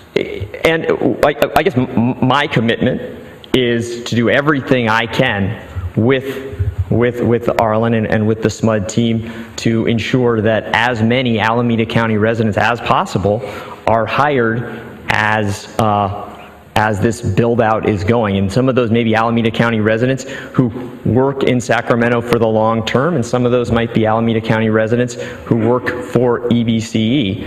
I think the challenge that I'm hearing from Arlen is the exact nature of that commitment and the exact number of those jobs are hard to define right now. I didn't say he had to hire 10 people. I didn't say that. I did not ask for that. I didn't say you have to hire 10 people for Alameda County. I didn't say that. I just said, can you give preference to qualified people from Alameda County? That's what I said. And I think I responded that I would give that a hard look. I don't know what my counsel will say about preferences for job preferences that are locationally specific. I would need to talk to her about whether that is something I can legally do. Obviously, we're interested in having folks from Alameda apply for those jobs. Probably the jobs that we're talking about that are incremental ads, quite frankly, are not call center jobs. They're probably jobs around the scheduling function, which is usually a function that we'll probably hire from the CAISO because they have the expertise. If there's somebody in Alameda County who provides that expertise to another utility, they would be an ideal candidate for that. So what I will further say is that the commitment that I will make in sort of the process with SMUD is to identify mechanisms to source those employees? Is it jobs fairs?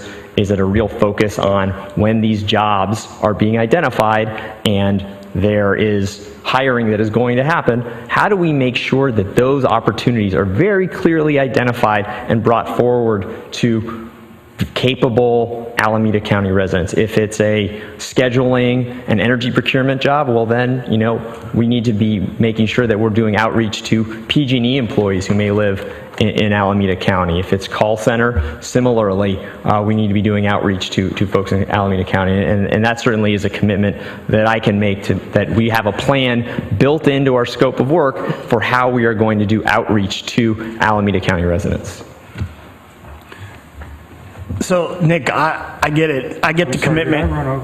That's all right. That's all right. I get the commitment. I see it. I feel it. I understand it. And I understand the timeline that we're on. And I understand by pushing this right now, this gets the train really moving.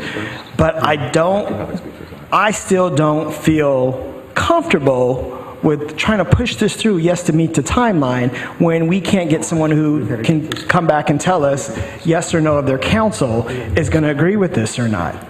Because, I'm just I'm in a loss right there, right there. What I would say is that any commitment to give preference to hire somebody in Alameda County, I think is going to be challenging. That commitment was not something that we saw in any proposal, a commitment to hire Alameda County residents. The commitment was to employ people in Alameda County, but you could have a Contra Costa County resident or a Santa Clara County resident apply for those jobs. So that's part of the challenge, is guaranteeing the residents are those who are hired. Mr. Chair?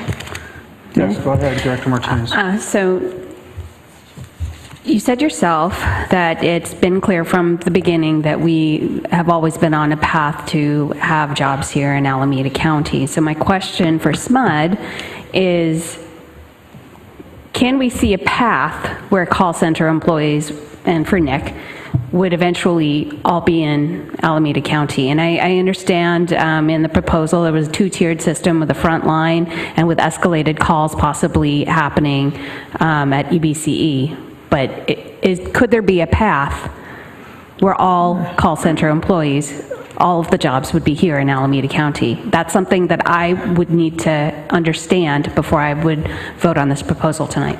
So let me just say, at the risk of arguing against myself on that, is that you're a startup at this point, and a startup usually requires a lot of outside services to successfully succeed. It's a path that all CCAs have taken.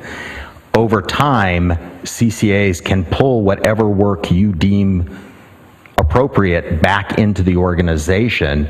You will see that Marin has done that, and Sonoma, probably the two older, largest CCAs in the state. And over time, they've gone from 1 or 2 employees to 50, 60 employees over time.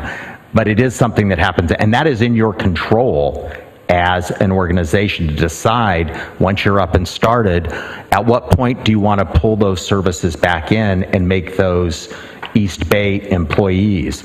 We're really talking about an initial contract period where we've committed to help you develop that strategy to employ people here. The other thing that I think, when you're thinking about jobs that are important, that is important to think about, local and distributed energy and community solar provide really good, high-paying jobs. Part of the day 2 services that we're have talked to Nick about is working with you to develop those strategies to bring more distributed energy, more DC fast charging stations to your region, those are always done by local jobs. Those are local contractors who are doing that work, local companies. So that is a second way of bringing jobs to the area, but you all have control on what you bring in-house over time. And I would say that very purposefully the recommendation that is being brought forward has sort of 2 contract term options. One is for 2 years, one is for 4 years. The thought there being, we want to bring as much of this in-house as quickly as possible, because that's actually going to be the most cost-effective and sort of best for our customer service. And so thinking about that contract at 2 years, whether we decide to extend it or not, that becomes sort of the critical point to say, all right, do we want to insource the entirety, or frontline, all calls come to EBCE, and only when a call isn't answered within a defined period of time does it kick out to the backup call center.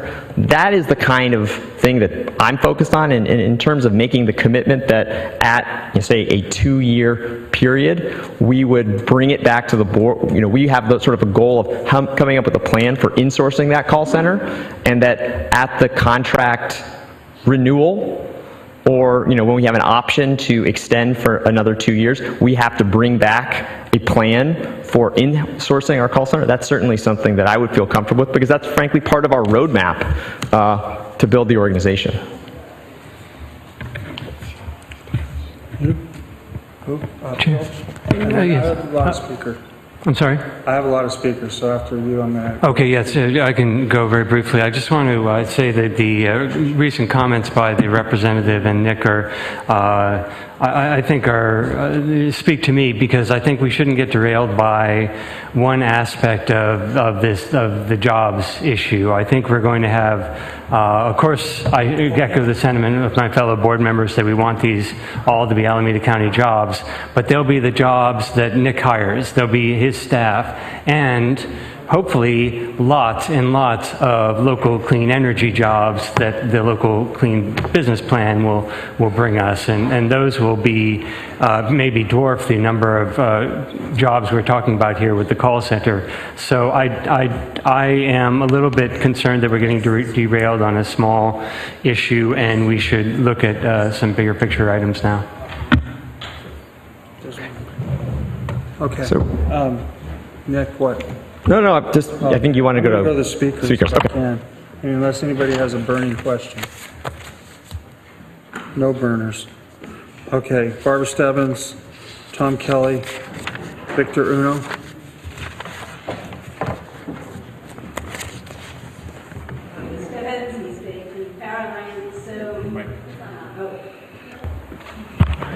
We have, our problem is not so much with the decision about a particular vendor, and in fact, we wholeheartedly agree with CEO Chassett that the wholesale energy services should be with an integrated service provider rather than a kind of a la carte energy services provider.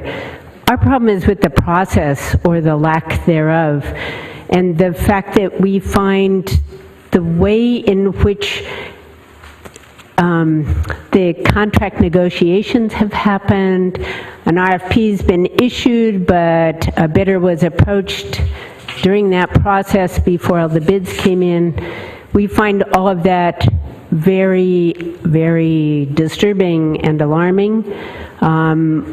The last Monday night, it was also clear that the entire Community Advisory Committee also found that very disturbing, because it doesn't feel like good process. It doesn't feel fair process, and it certainly doesn't include any community oversight or participation in the process at all.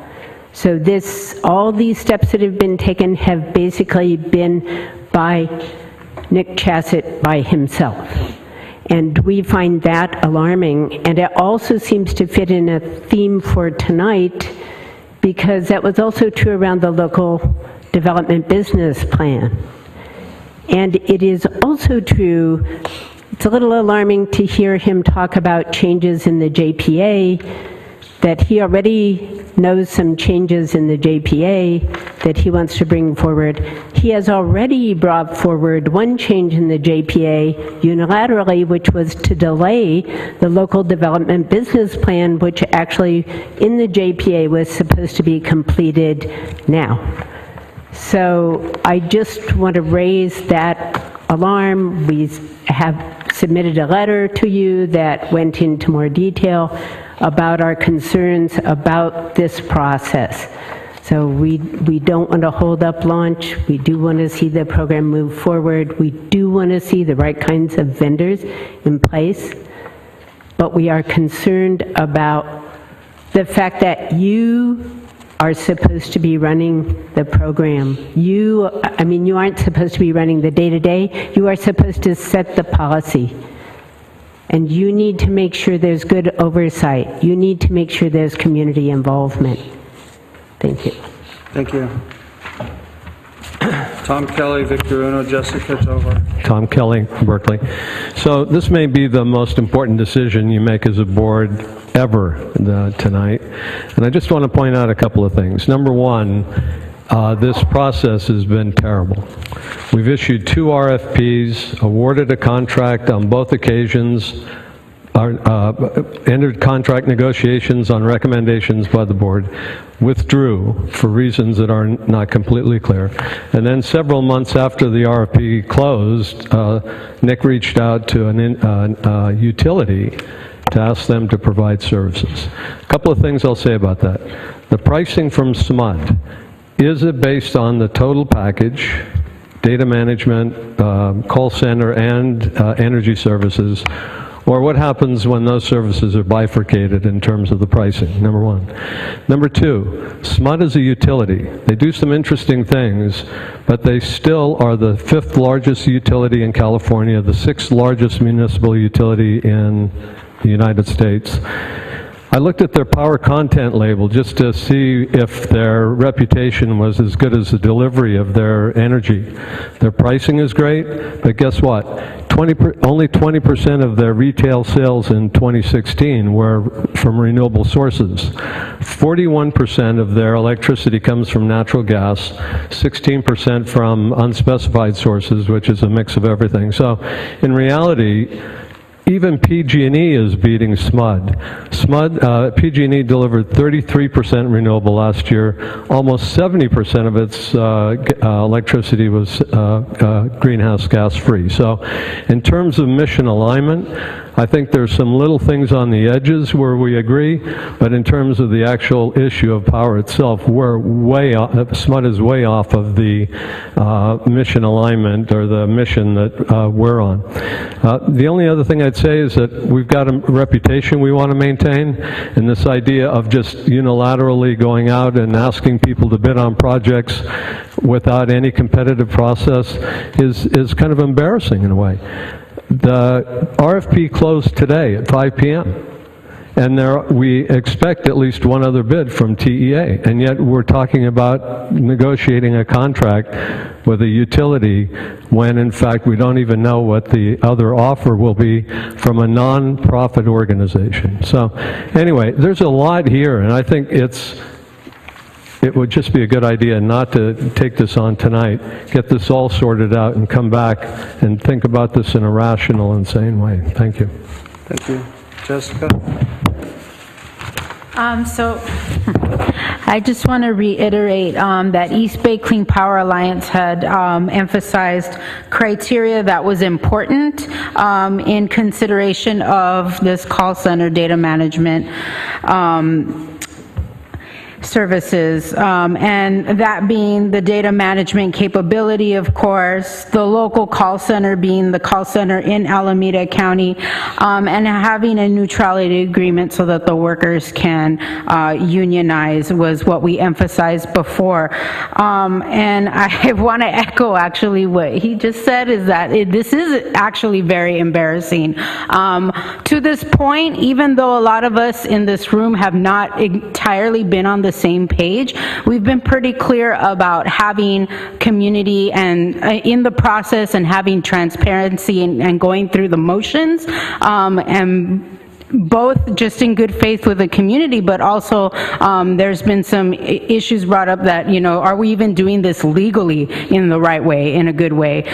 So that's concerning. Yes, very embarrassing. I really want to emphasize that the transparency I feel like a broken record again, like that should be a no-brainer, that there is a process and that this material is open and public and that we're a part of this process.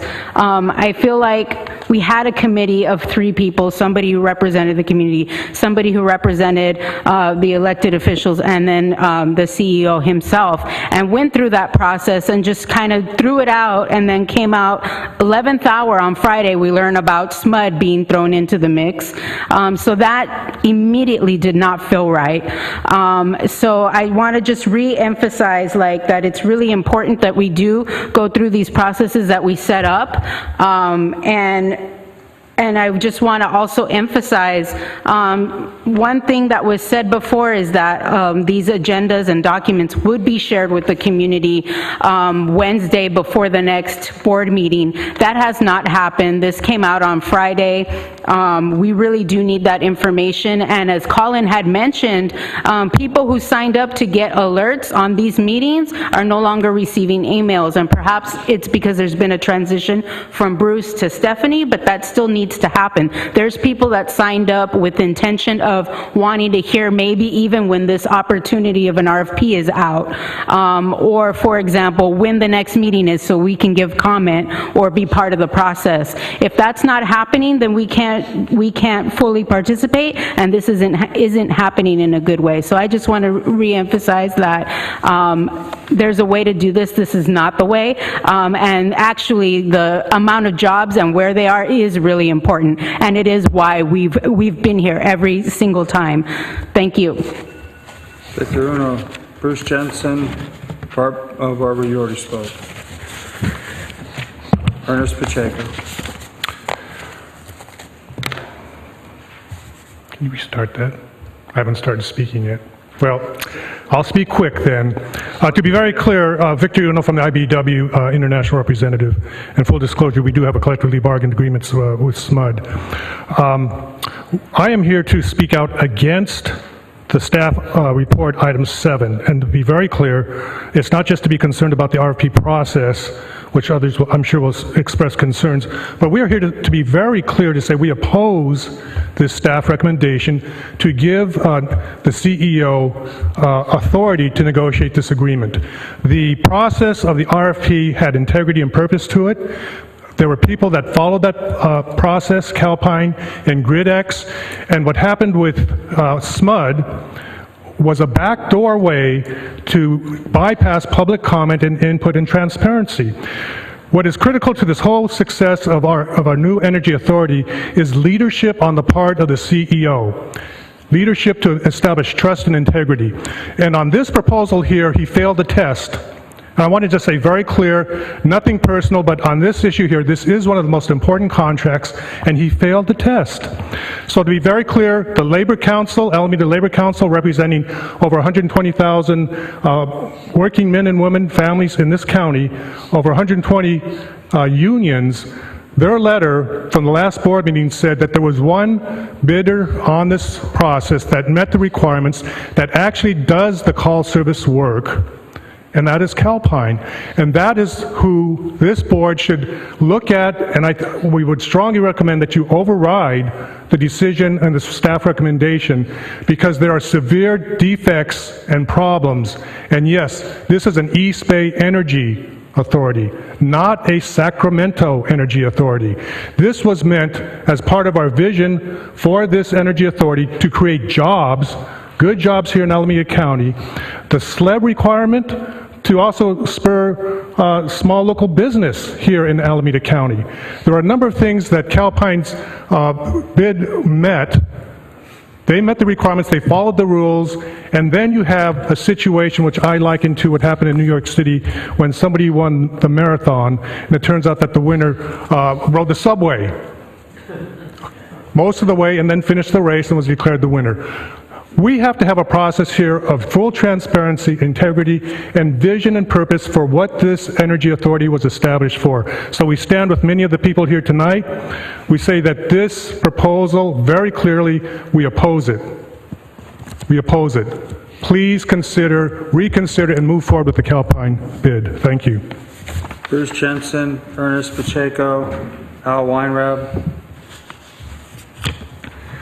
Thank you, Mr. Chair. Good evening, directors. Bruce Jensen, San Lorenzo.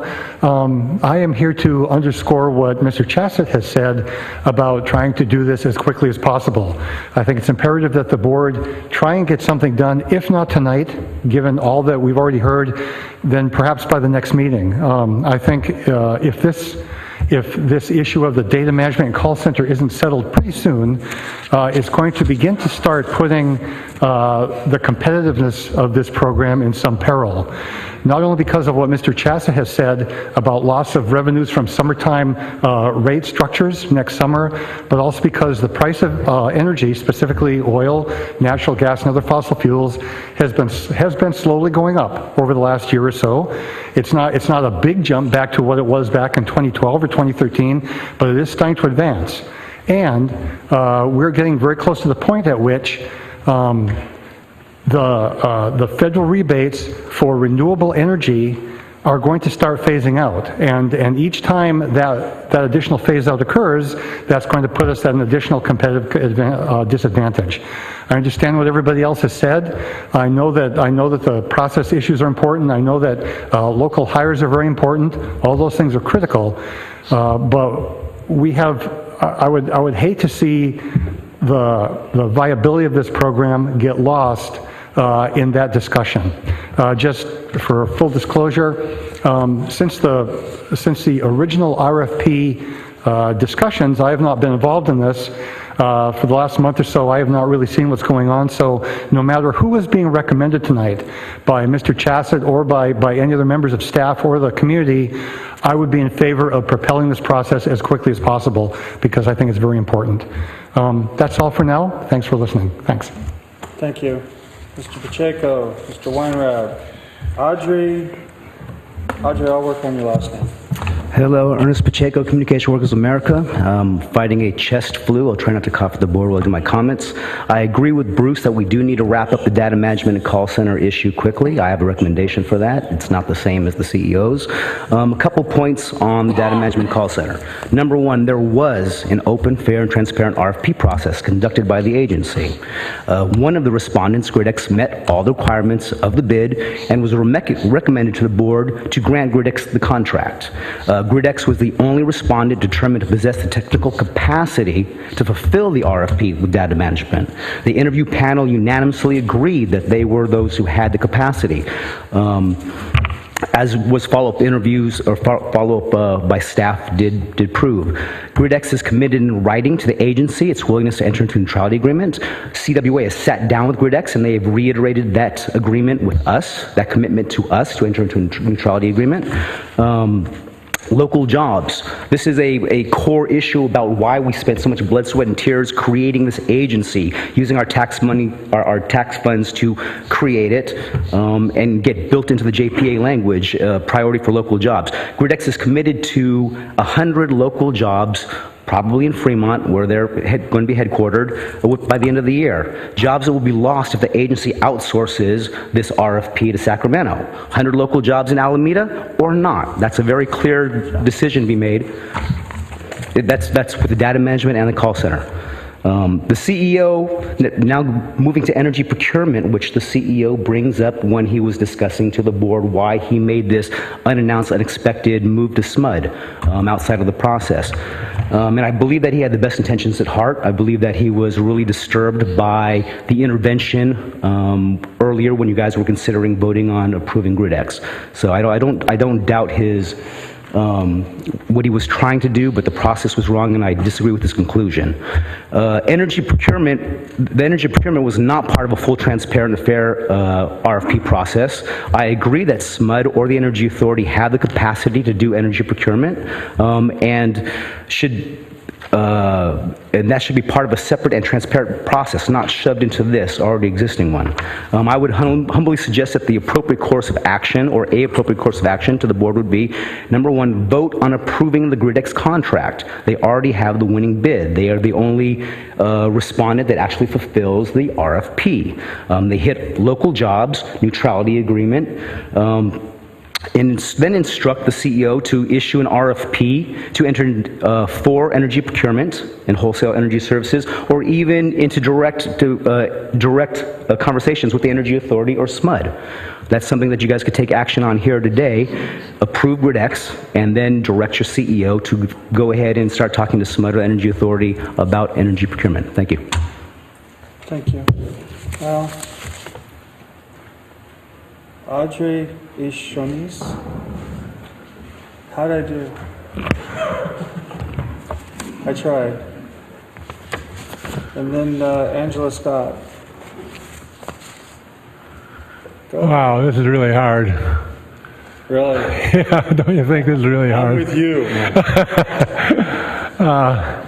So number one, it's clear that the energy services piece really has to be done over.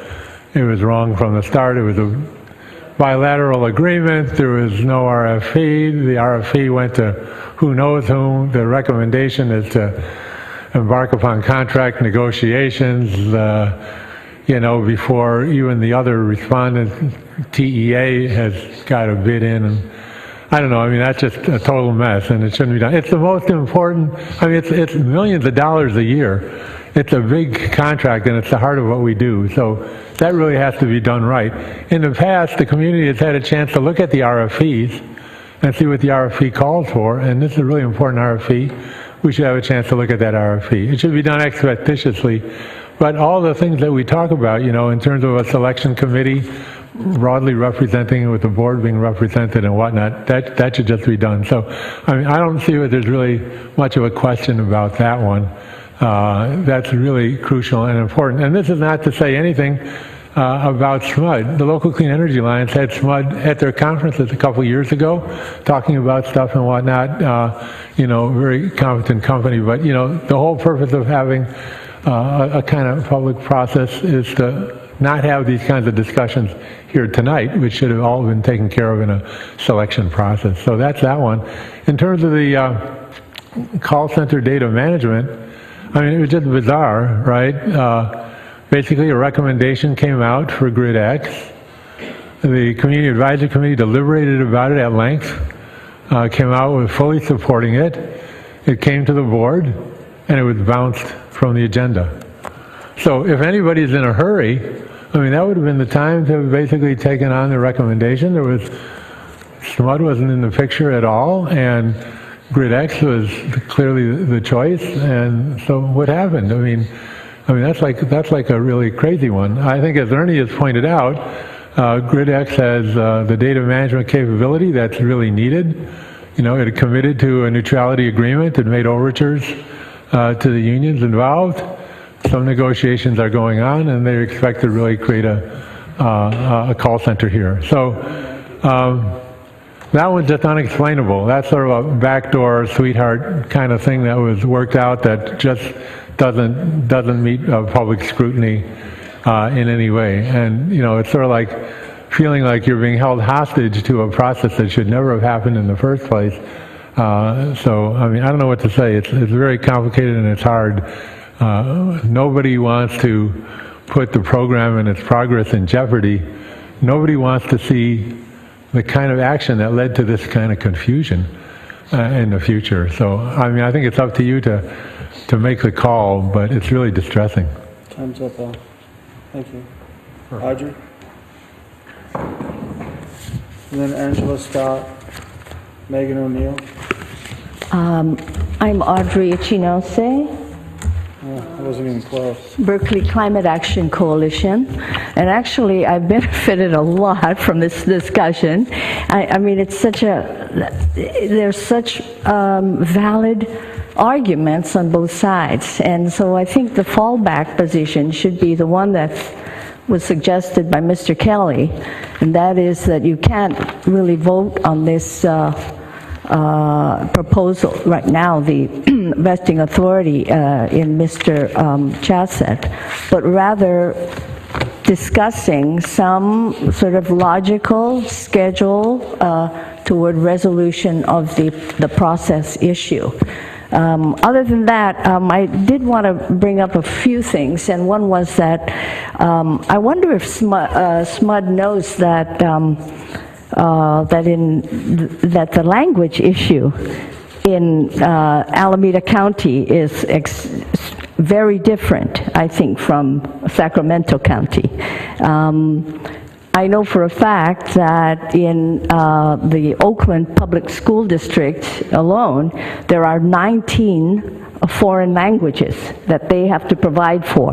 So it's just a warning. And secondly, I did want to call attention to a bit of dissonance, I think, that emerges. I mean, I think SMUD, you know, there is such a confluence of missions between us and SMUD. But it's the dissonance arises in Mr. Chassett's proposed board of or technical experts whom he wanted to vet the local business development plan. And they seem to be a lot of high flyers who really don't have local community interests at heart. And finally, I think one thing that should be maybe considered is that perhaps in order to save time and whichever vendor is receives a contract, that maybe we consider speeding up the rollout. I know that the rollout was awfully conservative and slow. Can you state the item, please? We have a big enough headache. I'm sorry? Stated this item, I would appreciate it.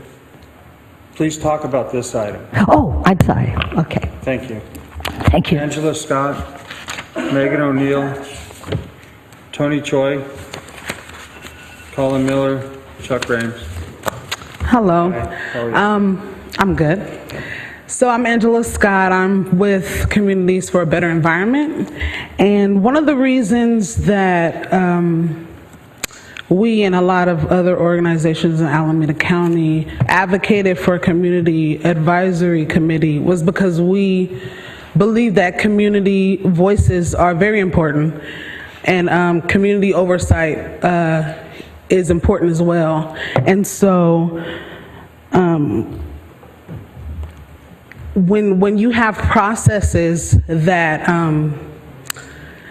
that aren't followed, community is not able to do its homework that it needs to do to I'm sorry. I got a little bit ahead of myself. Thank you. So we understand the need to hurry because this program is very important, and so we do understand the need to make a decision as soon as possible, but there is a process, and not only is there a process, but full transparency is needed, not just for this point in the program that we're in, but for the long haul. This is just, I'm sorry. It's very difficult for me to be up here right now. Why? And so Why is it difficult? I don't know. It's a little intimidating. I'm not gonna lie. And I realized that there was a point where I was talking that everybody put their head down, and I'm kind of having a hard time right now. Well, even when I got up and walked over there, I was still listening. I'm writing down what I thank you. I thank you. So yeah, I wanted to circle back to my point about community. I think that it was. I understand that CEO Chassett is new here, but this is our program, all of us together. He's not new to the Bay. He's from the Bay, so it's personal. And so when when decisions like these are made that are very important and that impact, community, it's important for us to be able to have all the information in a timely manner. We want to be engaged. We are engaged. You have people who know as much as, technical advisors or people, community knows. We know. And so this is why we have processes like this, so we can do our homework and we can compare notes. Thank you. Thank you. Megan, Tony Choi, Colin Miller, Chuck Raines, Cynthia Landry. Megan O'Neill with Local Clean Energy Alliance and member of the Community Advisory Committee. I want to echo a lot of what Angela said and some of the other speakers tonight, and also say what I hope Chair Eldred will get to say also about summing up what happened on Monday night. But we had over an hour of discussion on this in our Community Advisory Committee meeting on Monday, and after a lot of questions and a lot of public comment and discussion among the members, we were unanimous in our disapproval of this process because of the lack of transparency. And one of the members raised the fact that part of this confusion could be coming because EBCE does not have to follow the county process for issuing RFPs. And so we really want to have a clear and transparent process that we will hold to for RFPs that are issued for selecting contractors that have clear criteria, that have community oversight. Reiterate that one of those criteria for the call center data management contract was local jobs. And so really looking back to the criteria that we have set for RFPs that have gone out and holding to those. I also want to acknowledge what a lot of the board members recognized on the last agenda item, that we need to not rush and do things right. And I think that should definitely be applied to the biggest contract that we are entering into, one of the most important contracts. So again, recognizing time constraints, but we really don't want to set a precedent of improper processes that don't take what we really hold important into account. Thank you. Tony Choi, Colin Miller, Chuck Raines, Cynthia Landry, Curry Stipola. Good evening, Board. Tony Choi from Calpine Solutions. We participated in the RFP and earlier today submitted a letter of objection to the proposed SMUD contract as well as the previously proposed GridX contract for data management. The objection to the SMUD contract, I think, has been very well articulated earlier, just a matter of understanding what the process is, Calpine following the rules and seemingly not being allowed a fair shot at the award because of an after-the-fact participant in the process. With respect to GridX, we were very confused, to be honest with you. They seem to be deficient in some basic RFP requirements, direct experience. Our understanding is they didn't qualify with a SLEP partner, couldn't guarantee immediate local jobs, and overall, even Mr. Chastain's notes said they were unproven in the CCA billing space. So with GridX, we're just trying to understand how they finished ahead of Calpine. There are no such concerns with our experience and qualifications. We guarantee jobs, not on day one of the program, but about 10 weeks before day one of the program, because we have to hire those agents, train them, get them situated. We expect, once the program is fully built out, at least 15 agents in new Alameda County jobs using our SLEP partner, which we also spent a great deal of time procuring to meet the RP requirements.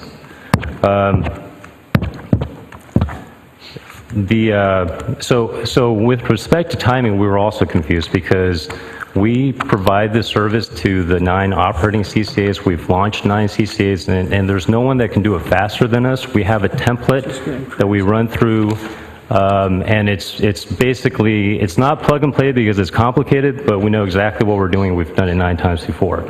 So from a timeliness standpoint, we don't understand why we were not contacted once EBC deemed that GridX was not the suitable provider.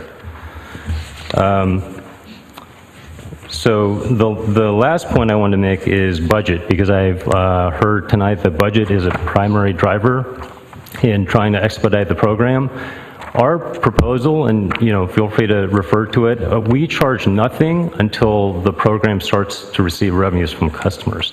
So we charge nothing for setup, we charge nothing for the first roughly 60 days of the program, and that is exactly to allow the CCA program to get on its legs financially before it starts to pay out fees for its service providers. So hopefully we are given another round of consideration for this award. Thank you. Call.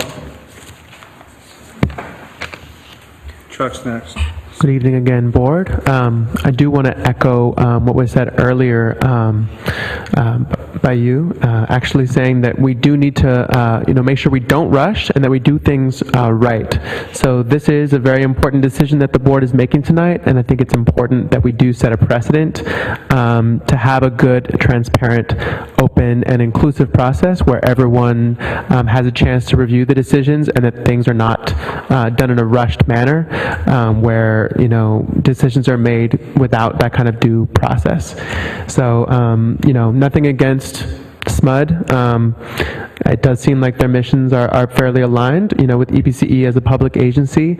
However, I think it's, as a process point, I think it's really important that this board make a choice to really have a good process that's open, that's transparent, that's fair, that's inclusive, and that aligns with the three criteria that the East Bay Clean Power Alliance has set forward. Being the local jobs, absolutely agree that local jobs is critical, that they have adequate data management capabilities and enforceable neutrality agreement so that workers can unionize. So thank you so much. I know it's a really difficult decision, but appreciate you all taking it on. Chuck. Cynthia Landry. Curry Stipola. Chuck Ramus. Louis Azuma. Sorry. Chuck Ramus, Citizens Advisory Committee. So, yeah, we heard a lot about this, and I won't belabor the point. We didn't deviate slightly from process. We set process completely aside and went entirely in a different direction. So I want to talk about, as before, process and transparency. It's for this body to decide whether we want to set the precedent that we will follow our foundational documents, we'll follow our RFP processes, we'll be people of our word, or we'll do those things until we feel it's expedient to do something else. And I think it's really important, because this body, Alameda County, we have a reputation. Those of us who are professionals in the business have a reputation. And I don't like how this feels to be part of something where we defined a process and then did something completely different.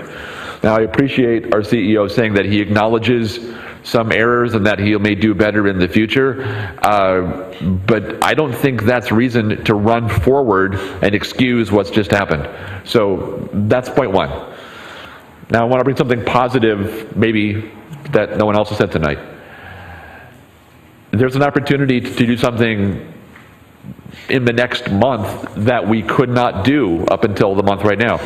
That is, we were supposed to have the local business plan delivered by tonight of how we get local people installing solar and storage and all this stuff. We're supposed to see details of how this thing works, and my understanding is it's largely written, but there's a go slow order, something about... Sure, we've already been through. Oh, we've been that. Okay, so let's look at both of them together. I would like to be able to look at both of them together. I think a lot of the community would. Let's look at the proposed contract and look at the local business development plan and see if they're congruent or incongruent, and then make a decision about this very big choice of a partner for all these things, and make that in the light of what we learned looking at our local business development plan.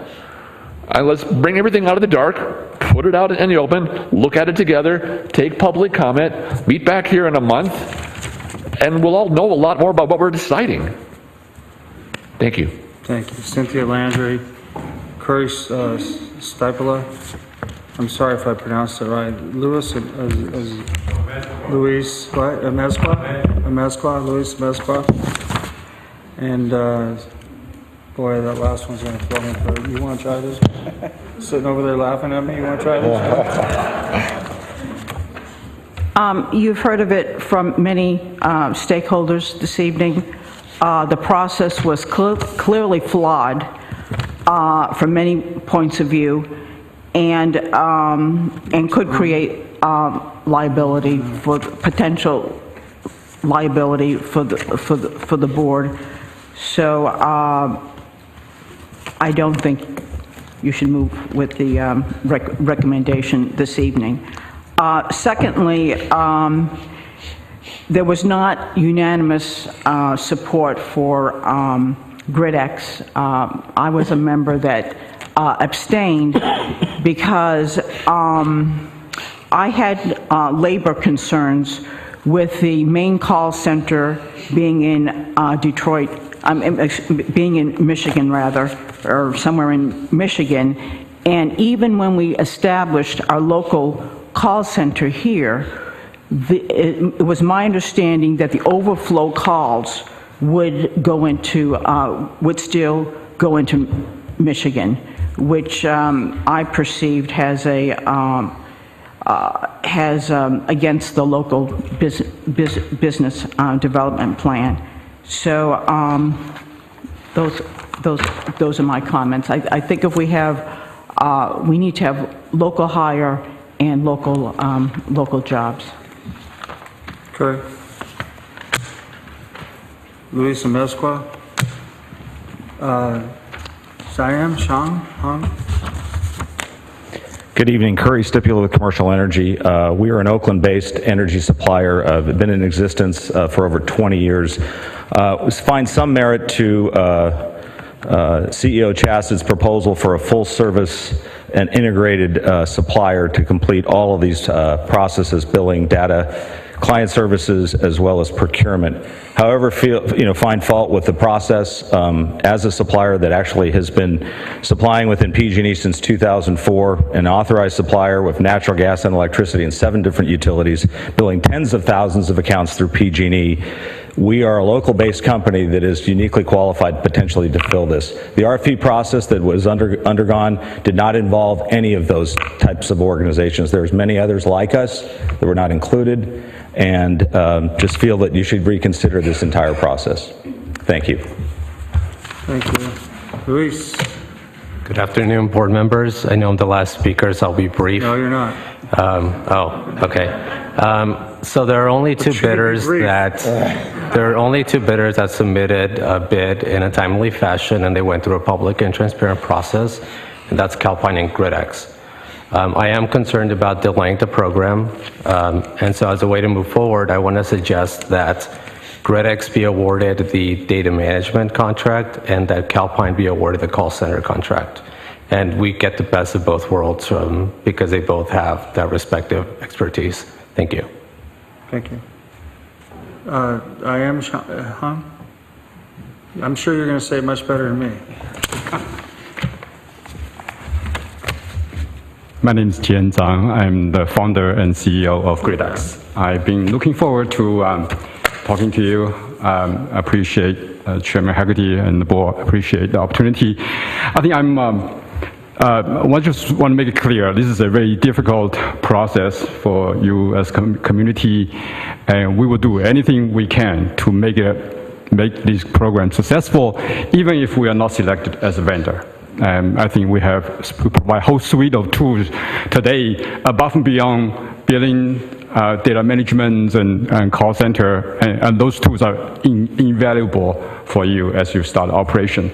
With that, I am compelled to defend myself from my competitor who claim that we are not qualified. I'm just want to quickly point out that today we are providing similar data management and billing services for incumbent investor-owned utilities, including PG&E. We managed every single PG&E customers' data since January 2015, including all yours, if you are PG&E customers. We manage every interval data since January 2015. That's a huge amount of data. And we calculate bills every night for every of the customers and calibrate it back, tie it back to PG&E's billing system to make sure it's within penny level difference, discrepancies.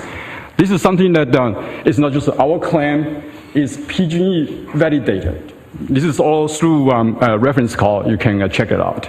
So I just want to make sure that we are qualified versus contrary to the claim otherwise.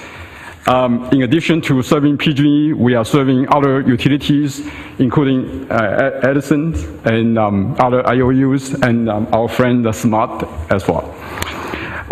With regard to job, in fact, we are going to create job in day zero. In fact, I think as what we committed to do, we are currently located in Milpitas, your neighbor down the street.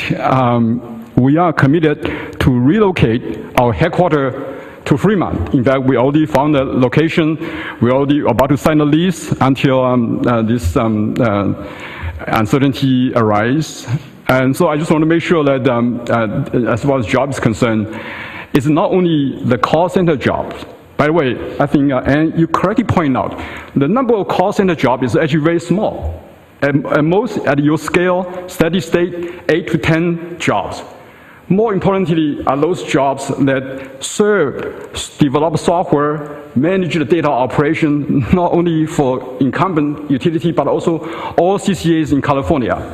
For that job, we estimate through the course of this contract, we're going to grow to about 100 plus jobs. So it's not really about 8 jobs, it's really about 100 plus jobs. For that, we're willing to sign contract for. Sir, I need you to wrap up. Your time's up.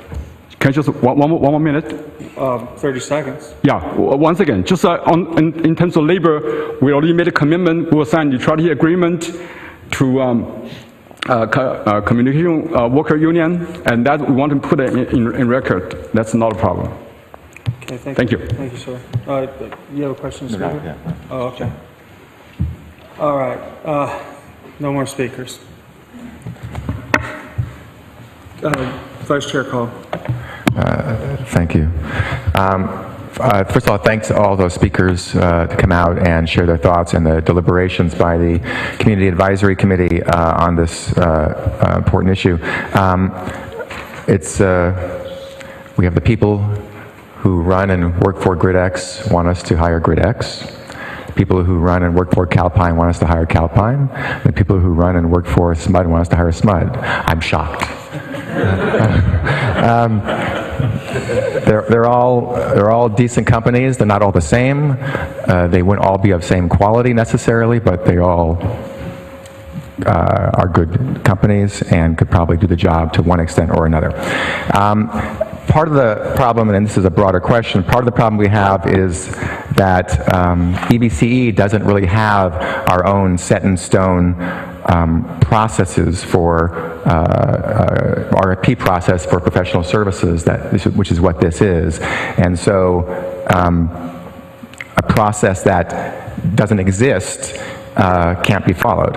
And what we need to do, separate from this particular decision-making that we have to have now or very shortly thereafter, is we need staff and folks to create a process that we would abide by, which would of course include timely review by the CAC, and if one needs to look at what certain cities or counties do or other CCAs, what they do, I'm not suggesting that the staff check out 15 different examples, but look at a few examples. For example, the City of Oakland, if staff does an RFP for professional services and they don't think the bids are adequate or the best we can get, they have every right to come back to the City Council in that situation and say, we want to go out and look some more.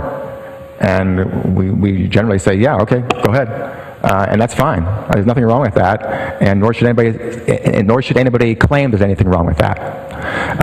But that wasn't done here because we weren't asked prior to that, and again, it's because we don't have a process. So once we have a process, then I'm quite sure our CEO and our entire board will follow that process, and I hope we get one soon, but that will be too late for this particular decision making that we have to go through. I do agree that timing is critical. It doesn't mean we have to make a decision this tonight, but we should do it as soon as possible. I very much like looking at the substance of these three proposals.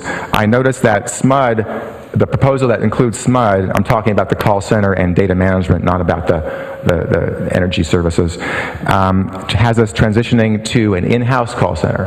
And that's the only, if I understand correctly, that's the only of the three proposals that has us coming ultimately in the long term our own in-house, however small or large it may become eventually, our own call center. I very, very, very much like that.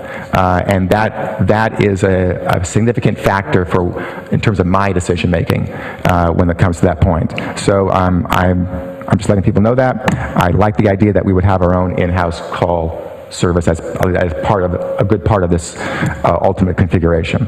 I do think we need to go out for an RFP on the wholesale power services, and whatever decision we make on the data management and customer service, we should separate that out for the time being. And those are some initial thoughts. Happy to share more thoughts as we hear from each other. Director Mendez. Mindell, Sorry, yeah. Mindell. I've got Martinez. It's getting late. No, I got Mindell and Martinez, so it comes out Mendez. Yeah, it's getting late. So Al, who's you're first? up. All right, Al, okay. Director Martinez. I appreciate your comments about the process, Director Calb. It's a good point.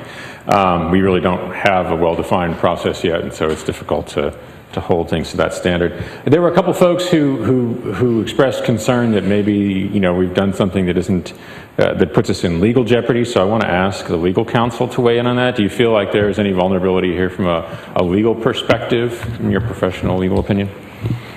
So as Councilmember Kalb explained really well, we're really limited here solely by the language of our RFP, and the RFP itself allows the board to reject all bids at any time for any reason. And so we should comply with that process perhaps before authorizing any execution of a final agreement. Beyond that, though, we are not limited by any state law or other, laws that regulate contracting or procurement. And the board has the authority to authorize our CEO to negotiate and execute essentially a sole source contract here. Okay, and we feel confident that that's legally defensible. Thank you. So, while the process has not been perfect, and I think everyone has acknowledged that, there's no legal concerns here. I think it's important for us to realize that we've been trying to make this decision for, I think, 8 months now.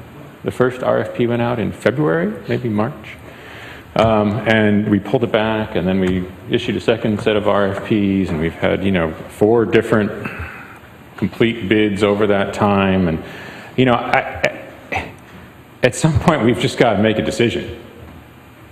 And Director Kalb is right. There are folks who, support each of the 3 qualified applicants, and that's not going to change. And delaying is not going to make that any different. But what delaying the decision and not making it tonight will do is, in effect, cost us $5 million. Because the CEO has told us that the difference between launching, with most of our customers in May versus September is $20 million. And we are at the point now where we really have run out of time to make this decision.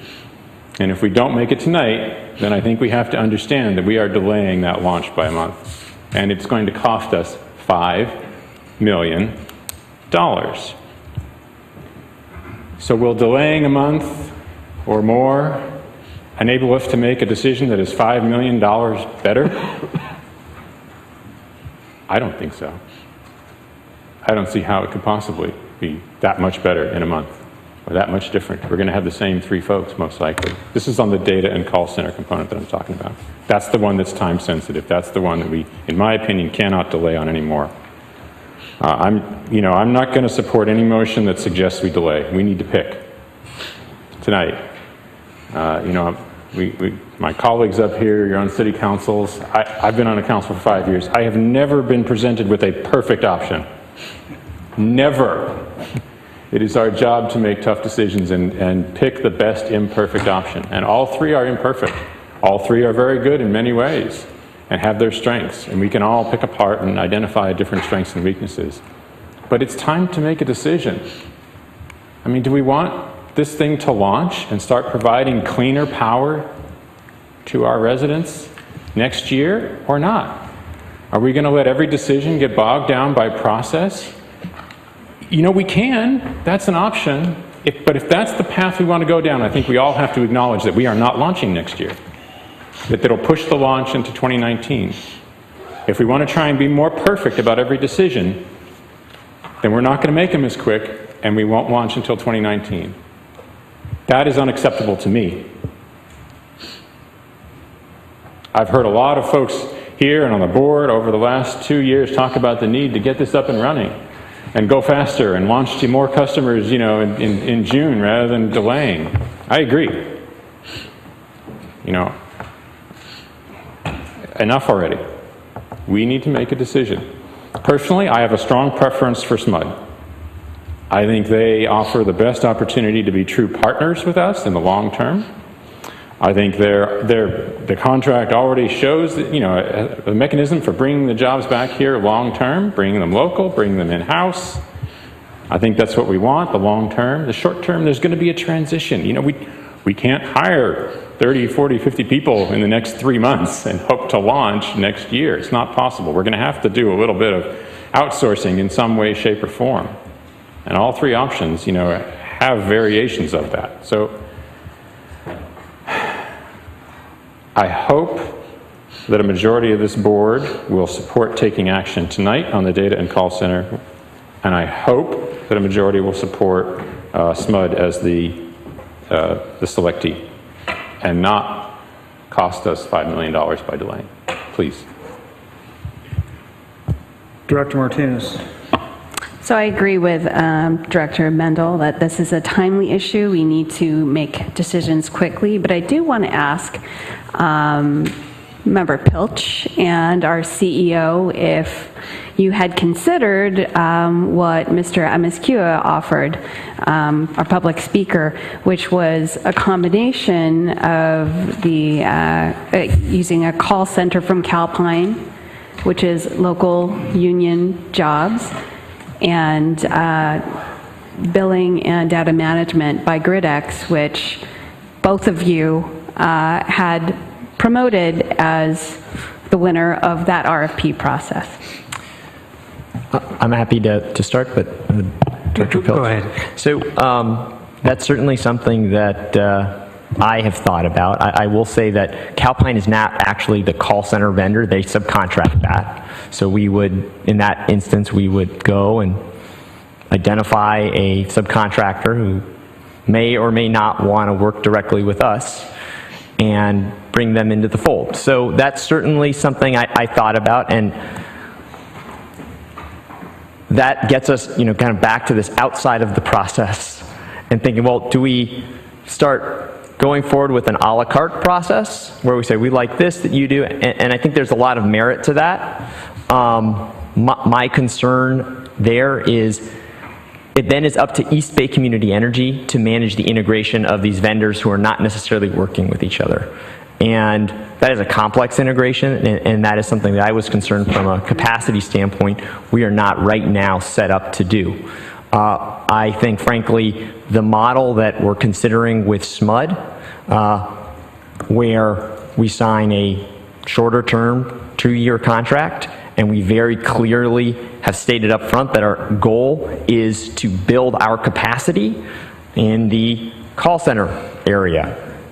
We didn't talk about it, but very clearly build our capacity in areas of data analysis. In the staff report, you'll note that there's some discussion of separately considering a contract with a firm like GridX to develop what I think of as sort of the next generation of billing technology. So that's not something that we may be able to use next year. The goal is that we have a roadmap so that in 2 years, 3 years at the latest, we have the ability on our own or through software that we license to manage our billing, manage our data management, and ideally have some or all of the call center in-house. And there are going to be areas that we have to work with third parties at that point, and that will be something that we deal with. But really the goal here is to bring this in-house as quickly as possible, and I think SMUD certainly provides that opportunity. I think Mr. Mescua's suggestion was a good one, but it wasn't one that we considered during the process because, as the CEO points out, the RFP was for the combined services. And so that's how we were thinking during the selection process. But outside of that process, yeah, I think it's not a bad idea.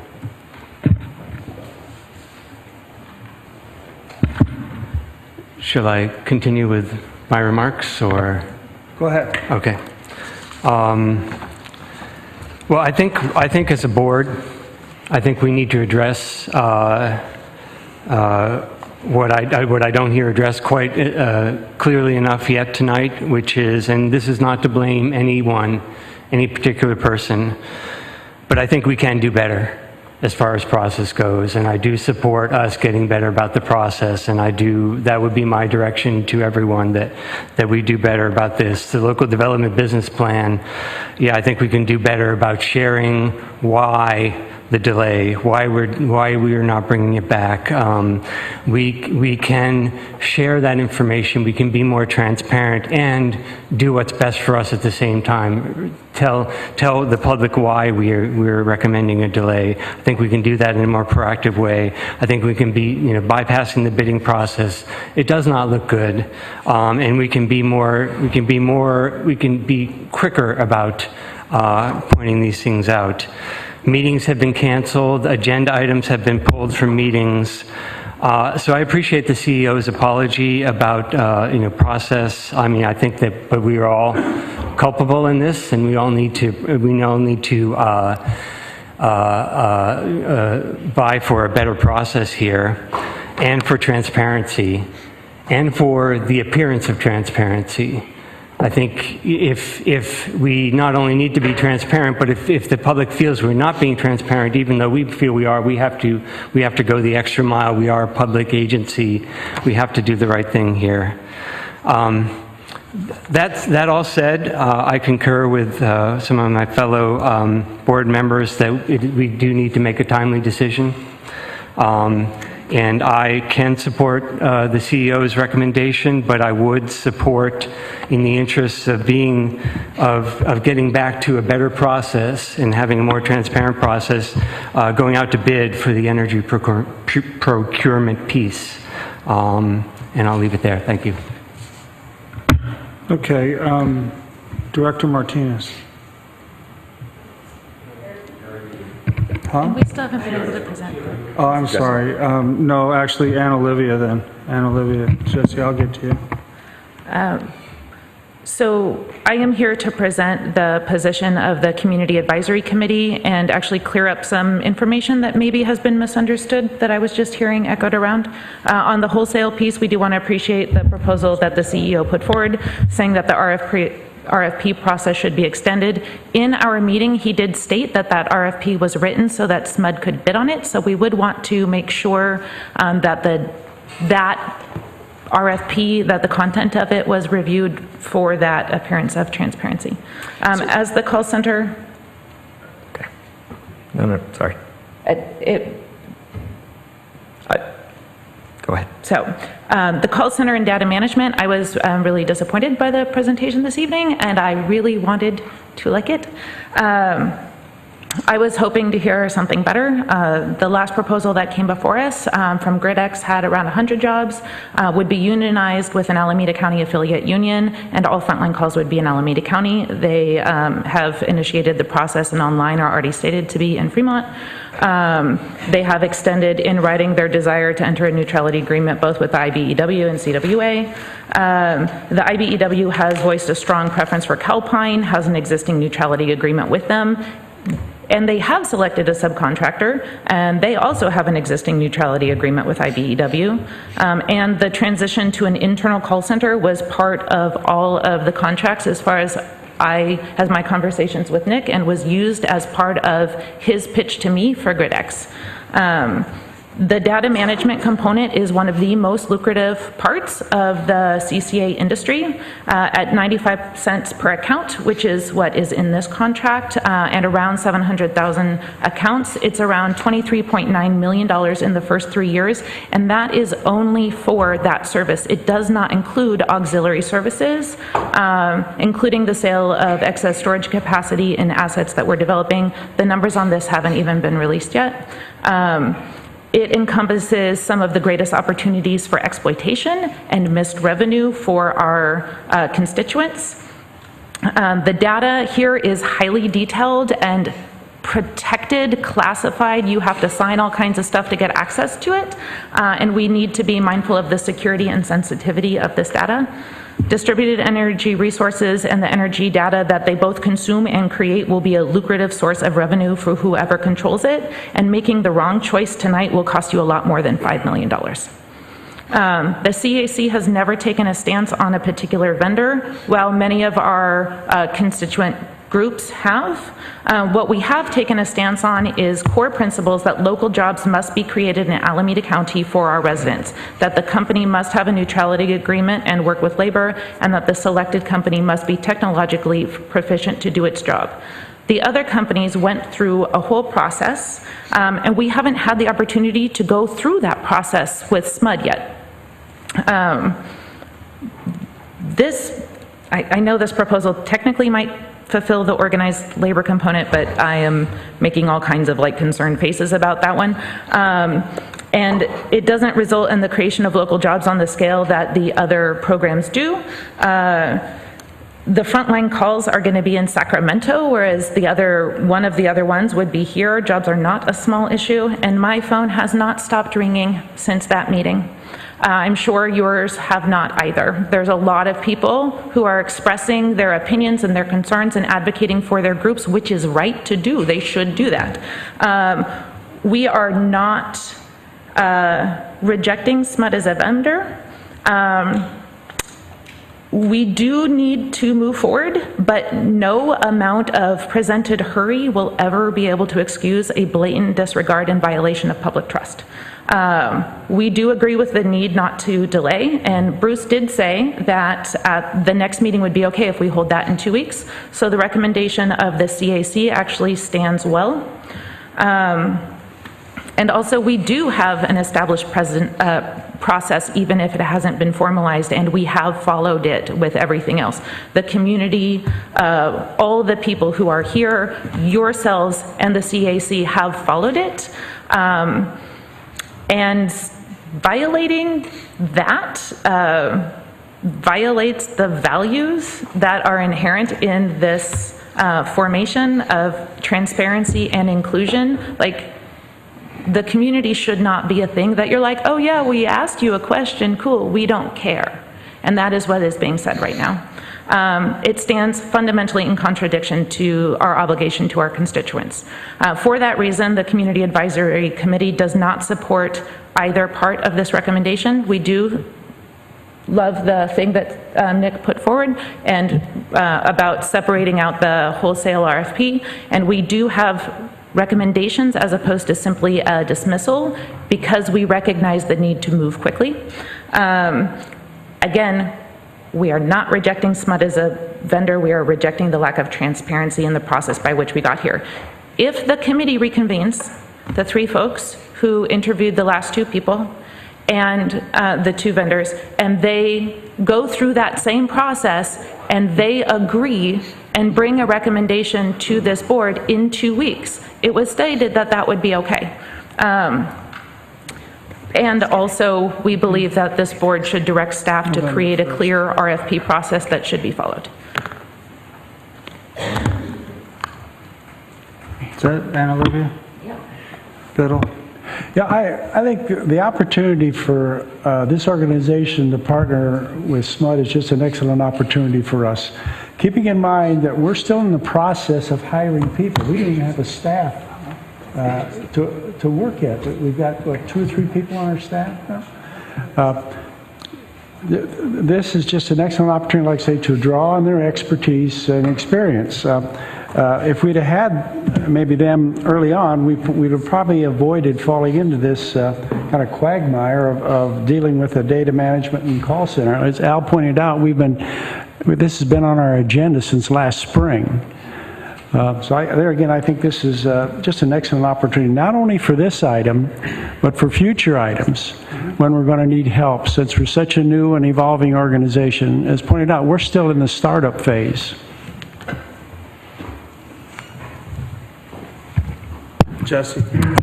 Well, I agree with what's been said that we have to make a decision, preferably tonight. There is a real necessity to at least get the data and the call center contract in place so that other pieces can move forward with the launch of the program. But I do agree with what Dan Kalb said, that going forward we have to have a specific processing criteria for our procurement process. And I think we should look at Alameda County and other jurisdictions to help develop that. We were part of Alameda County's process, then we decided to do our own process, and we were sort of kind of making this up as this is going forward. And I think it's important to keep in mind, this has been a long conversation, as was mentioned, going back several months. There was a first round of an RFP. There were 2 vendors that submitted bids. One would have had a local call center, a union call center in Alameda County, in my city. We decided that there were protests to those bids. We decided to do a whole new round. That bidder dropped off. Calpine is still one of the bidders that is being considered. And now we're at this next round of consideration. And I agree with what's been said, that one of the key principles of this authority is to create local jobs in Alameda County. And so I do have a concern about the fact that we would be contracting, according to the CEO's proposal, with a vendor that would be providing jobs for people in Sacramento County. It's interesting, and Olivia talked about the fact that regardless of whatever the vendor is, that there was consideration of trying to bring in some call center in-house. So whether it's SMUD, whether it's Calpine, that's something that we should consider doing regardless. But I am concerned about the fact that there is no guarantee that local residents or that there's going to be a call center in Alameda County if we go with SMUD.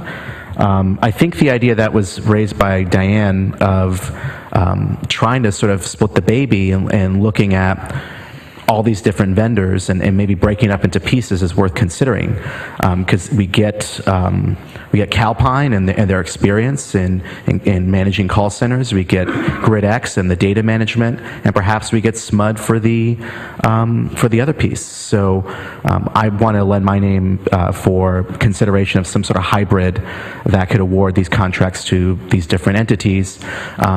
So that we'll get some local jobs in Alameda County, we'll get the benefit of SMUD, and we'll get the benefit of GridX. Director Carlin. Yes, thanks. So everybody should know I'm an alternate, and I picked a hell of a night. And I was Vice Mayor Spadowski asked me to sit in for him tonight 2 days ago, so I tried to cram as much as I could. And I am a bit concerned about the process and the transparency in this. I mean, I think I agree with almost everybody that got up here and spoke. And I understand that there's a need for making a decision. And somebody mentioned that it would cost $5 million if we don't make a decision tonight, but I wonder what's the cost to the trust in the community. And I worry about that. I can't, at this point, I can't support either of the options that CEO presented. I might consider this hybrid that Director Martinez brought up and was recently supported by the Mayor of Berkeley. But at this point, I think the process has lacked transparency, as many people has spoken about, and that just is very troubling to me. So, first of all, we're starting to get serious about this hybrid. We don't even know if the two companies want to do it. That's the first thing. The second thing is, I personally don't believe in our infancy that, as the executive director did talk about, I don't even think we're equipped to try to manage that. So I don't think we're capable to do that. Because I'm a masochist. What happened if Ann Olivia said, send the 3 people off that did this last time and have them go through it. I have been troubled about the process. I want to be clear. And no, Jesse, you don't want to do Alameda County's process for procurement. Guaranteed, hands down, forget it, okay? Forget it. Okay, pick yours, pick somebody else's. But what if we send them off for 2 weeks? We meet November 1st, and they bring us a recommendation. Does that put us in the $5 million range? No, it doesn't. My concern is that this has been a fraught process, and I'm hearing a lot of concern with the selection process for SMUD, and I will take ownership of that. But I have also noticed over the course of this process very heavy efforts to lobby for Calpine. And I'm concerned if we delay this 2 weeks and Director Pilch, Nick Gigliotti, and myself go back and we meet with SMUD, I'm very confident the 3 of us in that discussion will agree that SMUD is the right choice. And so I think there's perhaps maybe a friendly amendment to that to say that I would form what I would call an advisory committee made up of the 3 of us, and any contract that I would commit to, any contract that we sign with SMUD would have to be unanimously approved by the 3 of us. So effectively, we're getting there. We're getting the 3 of us, but we're progressing this process. I don't know that the board's going to allow that, but we can. Somebody can try that. But what? You made me lose my thought. Go ahead and say what you're going to say. Say it's catching. Go ahead. An alternative to that would... You're worried about the lobbying. You know, I remember when the unions didn't like Calpine. If some of you remember that, okay? They were in here saying we don't want Calpine. So things change, obviously, right? Okay, so now we like Calpine. But maybe we could also say, as part of a motion, that to the 3 that's going to be talked to, or the 3 that are going to be considered, that you will not lobby board members, and that board members will agree, as part of the motion, that we will not be lobbied on this issue. So would the motion then be that the 3 of us over the next 2 weeks would meet with SMUD and would apply the same... No. The 3 of you are going to go off And that's not what Anna Olivia said. She said that you would look at the 3 different contracts and come back with a recommendation. They've already examined 2 of them as a group. Right, but she was, Anna Olivia, didn't you say that? Or am I dreaming? Because I'm tired. We are too. We are too. Were you on the same flight? What came out of our committee was that we haven't even had the opportunity to see whether or not SMUD has all these deliverables, because each one is going to be strong and weak, right? So we wanted them to do that interview with SMUD and then look at the 3 of them together and say, our recommendation based off these 3 things is this.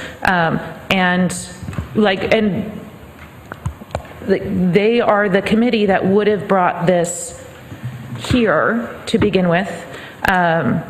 They reviewed 2 of the responses and came up with GridX.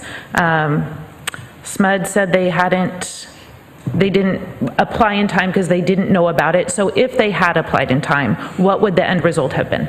So go back, interview the people, and then the 3 of them bring a recommendation to this board. So what I'm saying is that the gang of 3 gets together again.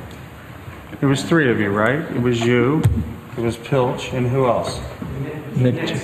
Huh? Knicks. Oh, yeah, the Knicks. So we're not going to go back and interview all 3 from. I think that's the point to clarify. That's the point to clarify. Well, interview the 1 and then look all 3 and then come back with a recommendation. That's what I'm saying. On November 1st, that's the only thing, that would be the only thing on the agenda, and we will deal with it then. We won't get in the $5 million problem. We will have an answer that night. Chair. Yes. May I? Yes, go ahead, Thomas. I want to support that. Get the band back together. Go ahead. Do what you need. Do what you need to do to review the applicant, and then bring it back with the agreements that there'll be no lobbying at the same time. Let's just do it. So, Rue, did you want to say something? May I? Yes, I had several comments I wanted to make.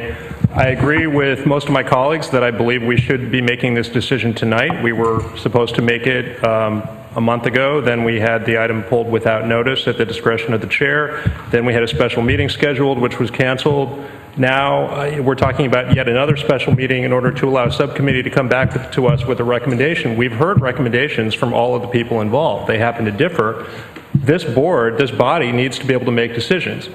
And sometimes we're going to have to make decisions quickly, and it's not always going to be possible for us to have multiple rounds of CAC input on each and every item of board business and have them reach consensus and bring us a recommendation for each and every item that we pursue.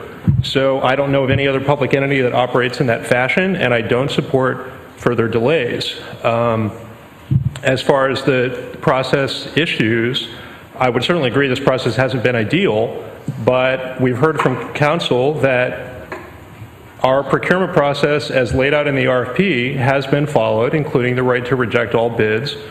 And we're here in a public meeting on TV with application materials on the record and lots of commentary on the record from the public. This is a public process. It might not be everyone's ideal of a public process, but it is, you know, an open, transparent, and public process. So I would support moving ahead tonight with the call and data center contract, and I concur with many of my colleagues that SMUD appears to be the right choice for that.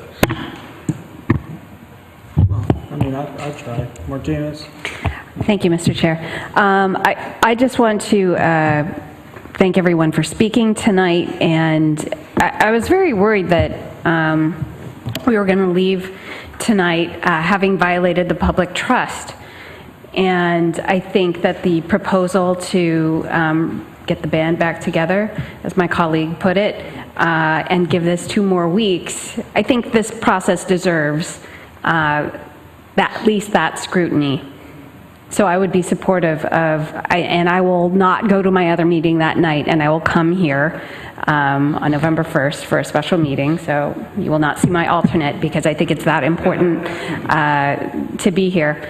And I also wanted to let our CEO know that I was not expressing a preference for Calpine. I was expressing a preference for local jobs. So however that shakes out of the process, whoever brings the best package forward, then I like the idea of not getting lobbied because I don't have time for that anyway.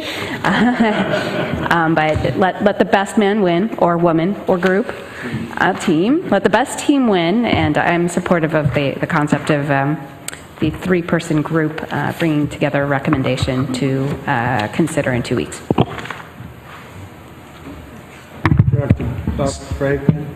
So I also support the proposal, but I just want to suggest in this 2-week period until we come back, if there could be some more discussion and maybe some more information that could be provided at the next meeting about how we're going to, what's the time frame for insourcing the call center. Is there an ability for Alameda County residents to get preference for some of these jobs, as we talked about this evening? Because as I had mentioned, as Diane said, I completely agree. My concern is about making sure that we have a contractor that is delivering local jobs for our residents. I think that's a critical component of the mission of this agency. So I just want to suggest that to you, Mr. Chassett, if that can be something that there could be further conversation with SMUD about. I think it would go a long way to address the concern when this comes back. Bacon. I'll be brief and just say I agree with the comments of Vice Mayor Martinez and Mayor Aragon. Thank you. Bill, are we maybe at the point where we can make a motion? Yeah, I just wanted to say that I appreciate the discussion about, we're a board and we need to make a decision and everything that was said. I agree with that, but this process was less than perfect, and I am not one to have meetings. I'm not one to have extra meetings.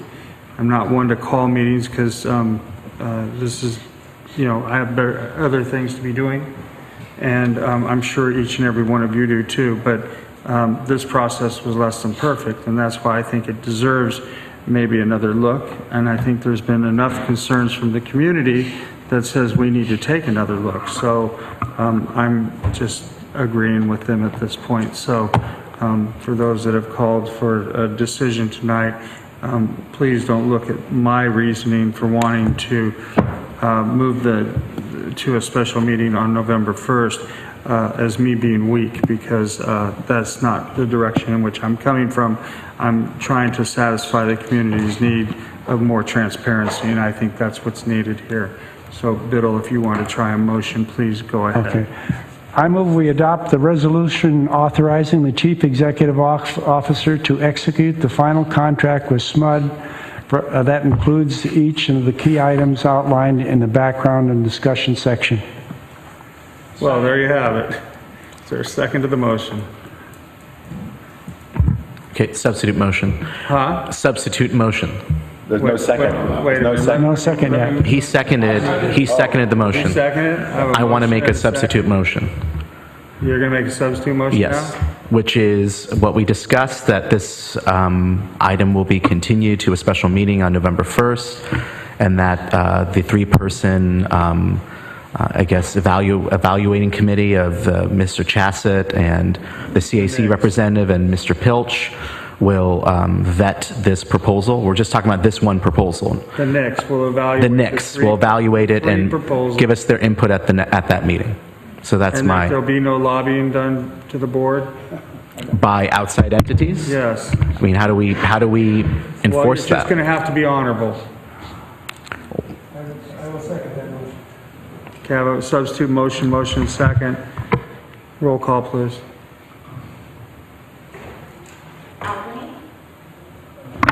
Since I'm named in this motion, I'm going to abstain. So are we voting on a substitute motion? Substitute motion always Thank you. goes first. Thank you. Berkeley? Yes. Dublin? No. Emeryville? Aye. Fremont? Aye. Hayward? No. Aye.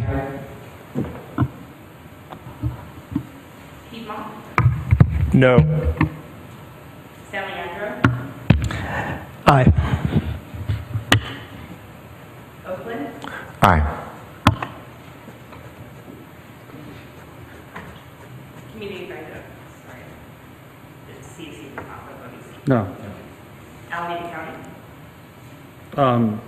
Jeez, I forgot how I was voting. Aye. I need some sleep. I need sleep. Jeez. Aye.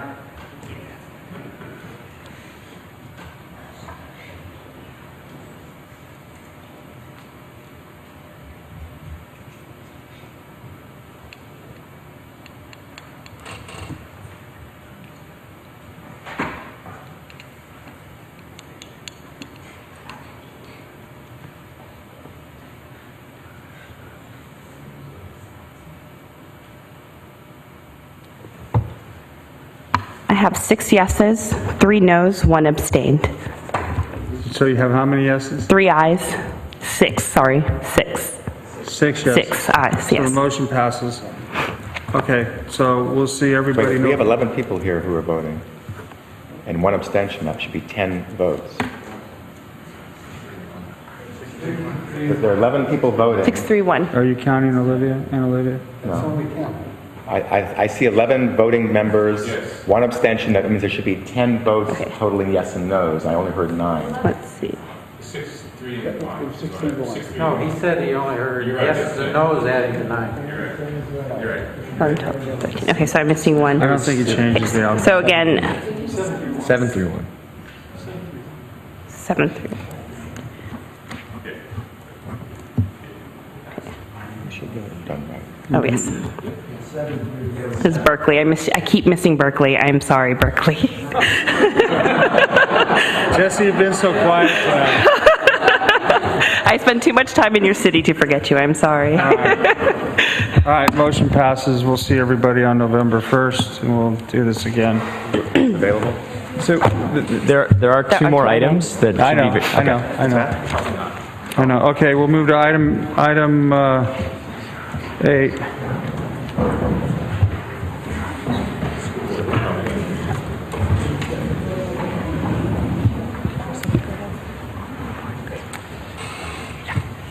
Good evening, Board. This item I'll be briefly reporting on. We are asking the Board to authorize the CEO to essentially hire the executive positions that he outlined at the last meeting within the budgetary figures that were set out in the financial plan, in the implementation plan. So there's a resolution associated with this item, and let me know if you have any questions. I move approval.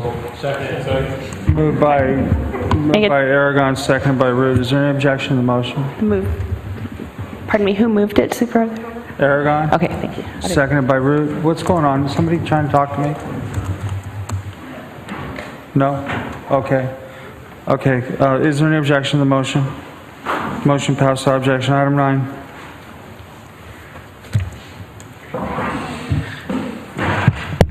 So item 9 is the execution of the CCA service agreement with PG&E. This is a resolution authorizing the chair to execute the CCA service agreement with PG&E.